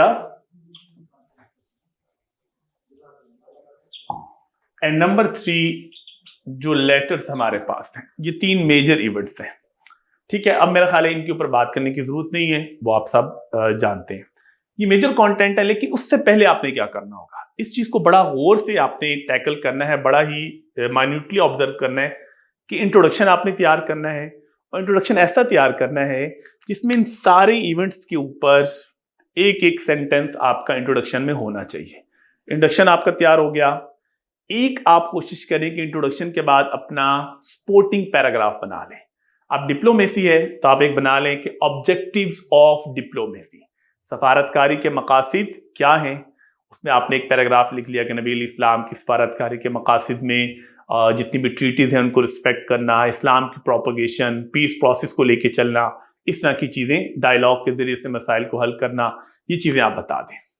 پھر میجر ایونٹ جو آپ کے آ رہے ہوں گے, جو میجر کانٹینٹ ہے 50 to 60% آپ اس کو کور کریں. اس میں بھی کوشش کریں کہ جو موسٹ امپورٹنٹ جیسے یہ 3 ہیں ان کو آپ ویٹیج بہت زیادہ دیں, ان 5 کو آپ ویٹیج تھوڑی سی کم دے سکتے ہیں. پھر آپ نے اینڈنگ کی طرف جانا ہے. اینڈنگ میں بھی نا کوشش کریں کہ ایک سپورٹنگ پیراگراف کے بعد اینڈنگ کی طرف جائیں.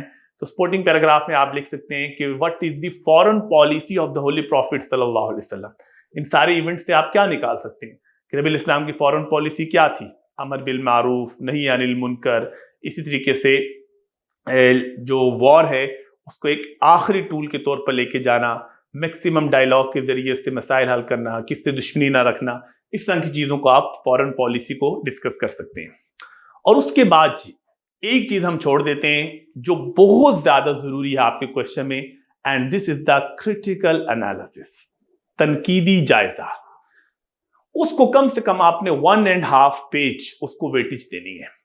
اور کو کیسے لکھیں گے, ہمارے اسٹوڈنٹ کرتے کیا ہیں کہ وہ تنقیدی جائزے سے ڈر جاتے ہیں, پتہ نہیں کریٹیکل انالیسس کیسے کریں گے, اسکل کیسے آئے گی. اور جو لوگ لکھ رہے ہوتے ہیں وہ کیا کرتے ہیں, وہ سارا ایونٹس کو دوبارہ لکھ دیتے ہیں کریٹیکل انالیسس میں. بھائی کریٹیکل انالیسس کے اندر آپ نے ایونٹس کو ریپیٹ نہیں کرنا ہے, آپ نے ایونٹس کی امپیکٹ پہ بات کرنی ہے. سپوز میں آپ کریٹیکل انالیسس کر رہا ہوں پروفٹ صلی اللہ علیہ وسلم ایز ڈپلومیٹ کا, تو میں کیا کہہ رہا ہوں کہ نبی علیہ السلام دنیا کے ایک عظیم ترین سفارتکار تھے. اب یہاں سے سٹارٹ کر رہا ہوں. اگر ہم نبی علیہ السلام کی نبوت سے پہلے کی زندگی بھی دیکھیں تو آپ نے بات چیت کے ذریعے سے مسائل حل کرنے کو آپ پسند کرتے تھے, جیسے کہ حلف الفضول ایک بڑی اچھی اگزامپل ہے کہ نبی علیہ السلام اس لیگ کا حصہ بنے اور جس میں پیس کی بات ہوئی اور آپ اس کو بڑا آئیڈیلائز کر رہے تھے. اب میں پورا بیٹل آف فجار حلف الفضول نہیں بتا رہا, اس کی امپیکٹ پہ بات کر رہا ہوں. اچھا جی, فکسنگ آف بلیک سٹون, اب میں کریٹیکل انالیسس کرتا جا رہا ہوں. اسی طریقے سے اگر ہم دیکھتے ہیں کہ نبی علیہ السلام نے مکی زندگی میں ایک بڑی اچھی ججمنٹ کے ذریعے سے بہت سے مسائل حل کیے, اور یہی آپ کی ڈپلومیسی ہے کہ ایک ایسے فیصلہ کیا کہ مکہ کے سارے گروپس اور سارے ٹرائبس کے لیے وہ فیصلہ قابل قبول تھا, جیسے کہ ہمیں فکسنگ آف بلیک سٹون میں نظر آتا ہے. پھر مائگریشن ٹو ایبیسینیا پہ 3-4 جملے لکھ رہا ہوں کہ نبی علیہ السلام کی سلیکشن دیکھیں, جگہ کی سلیکشن, ٹائم کی سلیکشن, حضرت جعفر کو بھیجنا جو کانفیڈنٹ بھی تھے, جو ایک سردار کے بیٹے ہیں حضرت ابو طالب کے, ان کو بادشاہوں کے دربار میں بات کرنی آتی ہے. He was a good orator, confidence ان کے پاس تھا. اور جب انہوں نے رسپونڈ کیا, آپ کو کہا کہ آپ بتائیں کہ حضرت مریم علیہ السلام کے بارے میں کیا کہتے ہیں, اتنا کتنا زبردست جواب دیا. تو یہ اپنے کیا کر رہا ہوں, critical analysis. Visit to Taif, personally visit करने की एग्जाम्पल है, किस तरीके से आपने टॉलरेंस का मुजाहरा किया, जज्बाती नहीं हुए, प्लेजेस ऑफ अकबा, फिर चार्टर ऑफ मदीना पे बात करना, कैसे ये दुनिया किस तरीके से यहूद को अपने साथ मिलाया, कोई मदीने को अटैक करेगा तो आप हम सब मिल के दिफा करेंगे। ट्रीटी ऑफ हुदैबिया के ऊपर हम बात कर चुके हैं कि अपेरेंटली चीज़ें मुसलमानों के खिलाफ थी, लेकिन आपने किस तरीके से उनको इस चीज़ पे मजबूर किया कि अगले साल आपको पूरे प्रोटोकॉल के साथ वो उम्र की इजाज़त भी दें। फिर 10 साल जो जंग नहीं होगी उसके नतीजे में कुरैश मक्का से एक अच्छा ताल्लुक डेवलप हो गया। फिर इस 2 सालों में कितने ज़्यादा लोगों ने इस्लाम कबूल किया, बड़े बड़े कमांडर्स ने इस्लाम कबूल किया, आपने इंटरनेशनली लेटर्स लिखने शुरू कर दिए, उससे आपको बड़ा फ़ायदा हुआ। ये सारा क्रिटिकल एनालिसिस है, तो आपने फिर क्रिटिकल एनालिसिस ऐड कर देना है और उसके बाद एंड के अंदर क्या करना है, मॉडर्न वर्ल्ड से लिंक करना है अपने क्वेश्चन को। वो आप कैसे करेंगे जी? क्योंकि यहाँ पर तो मैं आपको बिल्कुल ब्रीफली चीज़ें बता सकता हूँ, क्लास में हम फुल डिटेल के साथ क्रिटिकल एनालिसिस एक एक वाक्य का करते हैं। अच्छा जी, अब कंटेम्प्रेरी वर्ल्ड से लिंक करना बड़ा ज़रूरी है और ये भी हमारे बच्चे नहीं कर सकते हैं, क्योंकि ये चीज़ें आपको गाइड बुक में नहीं मिलेंगी कि आपने कंटेम्प्रेरी वर्ल्ड से लिंक कैसे करना है, मेजर कंपोनेंट क्या है, सिर्फ आपको गाइड बुक में कंटेंट मिल जाएगा। अब मॉडर्न वर्ल्ड से लिंक कैसे करेंगे कि आप बताएं कि प्रॉफिट सल्लल्लाहु अलैहि वसल्लम मौजूदा दौर के डिप्लोमेट के लिए कैसे एक रोल मॉडल है। आप कहते हैं जी नबी अलैहि सलाम की अगर हम लेटर्स देखते हैं उसमें आप रिंग का इस्तेमाल करते थे, वो जो आपकी रिंग है ना जिस पे लिखा था मोहम्मद रसूलुल्लाह, उस पोस्ट स्टैंप के तौर पे यूज होती थी। आप बताएं कि आज के दौर में भी आप सिक्योरिटी रखते हैं ना अपने लेटर की, लैंग्वेज चेंज करते हैं, वो आपको नजर आती है कि लेटर को सिक्योर कैसे करना है। फिर आप गिफ्ट लेते भी थे और गिफ्ट देते भी थे। गिफ्ट डिप्लोमेसी, आज गिफ्ट डिप्लोमेसी कितनी चलती है आज। फिर आपने इम्यूनिटी दी थी डिफरेंट डिप्लोमेट्स को, और आप देखेंगे आज के दौर में डिप्लोमेट्स को इम्यूनिटी होती है, उनके लिए स्पेशल गेस्ट हाउसेस बनाए थे, आज के दौर में होता है। फिर आपके डिप्लोमेट को कोई हाथ लगाए थे तो आप जंग के लिए तैयार हो जाते थे, क्योंकि डिप्लोमेट आपके लिए बड़ा सेंसिटिव होता है। गज़ा मोता की मिसाल देखें, ट्रीटी ऑफ हुदैबिया में हज़रत उस्मान की एग्जाम्पल देखिए। फिर आपने सहाबा को कहा कि ट्रांसलेशन सीखो ताकि तुम डिफरेंट लेटर्स को डी कोड कर सको। तो ये सारे इवेंट्स हैं जो आपने ऐड करने हैं कंटेम्प्रेरी वर्ल्ड में, और फिर उसके बाद कंक्लूजन की तरफ। अच्छा जी, यही तकरीबन सारे के सारा जो कंटेंट है ना पीस मेकिंग के अंदर भी आप ऐसे ही लिखेंगे, ठीक है, क्योंकि ये कंटेंट तकरीबन सेम है। जब आप इसका एनालिसिस करें तो पीस मेकिंग के अंदर भी कर सकते हैं और डिप्लोमेट में। इसी तरीके से अगर आपका क्वेश्चन आ जाता है जी कमांडर के ऊपर, प्रॉफिट सल्लल्लाहु अलैहि वसल्लम एज कमांडर या मिलिट्री स्ट्रैटेजिस्ट, अब मैं उसकी तफसील में नहीं जाऊंगा क्योंकि चीज़ें आप पढ़ चुके हैं, सिर्फ मैं आपको इंडिकेट करूंगा उन चीज़ों की तरफ। आपने इंट्रो बना लिया, सपोर्टिंग पैराग्राफ में आप देखते हैं what is the objectives of war in इस्लाम, इस्लाम में जंग के मकासिद क्या हैं। कुरान कहता है ना वकातिलूहुम हत्ता ला तकूना फितना, फितने को ख़त्म करना। उसके बाद आप मेजर कंटेंट पे आ जाएं। मेजर कंटेंट में आप कम से कम 5 से 6 बैटल्स लिखें, बदर, उहद, खंदक, गज़वा खैबर लिख दें, गज़वा मोता लिख दें, गज़वा हुनैन लिख दें, कंक्वेस्ट ऑफ मक्का लिख दें, गज़वा तबूक। ये 7-8 बैटल्स का जिक्र करें। हर बैटल के साथ उसकी जो वॉर स्ट्रैटेजीज हैं वो आप तफसील से लिखें, वो मैं आपको सारी साथ बता चुका हूँ। फिर आप सपोर्टिंग पैराग्राफ के तौर पर आते हैं तो आप एथिक्स ऑफ वॉर लिखें कि नबी अलैहिस्सलाम ने जंगी अखलाकियात बताई थी, बूढ़ों को नहीं मारना, औरतों को नहीं मारना, बच्चों को नहीं मारना, क्रिश्चियन मॉन्क्स को नहीं मारना, सिविलियन पे अटैक नहीं करना, और जो लड़ रहे हैं उनके लिए भी आपने कुछ एथिक्स सिखाए थे कि आग का अजाब नहीं देना, किसी को म्यूटिलेशन नहीं करनी, मुसला नहीं करना उसका, और लाशों को घसीटना नहीं है, कोई अगर जख्मी हो गया है तो उसको आपने फर्स्ट एड देनी है, और इसी तरीके से किसी को बांध के कत्ल नहीं करना। वो सारे एथिक्स ऑफ वॉर आपके आ जाएंगे सपोर्टिंग पैराग्राफ में।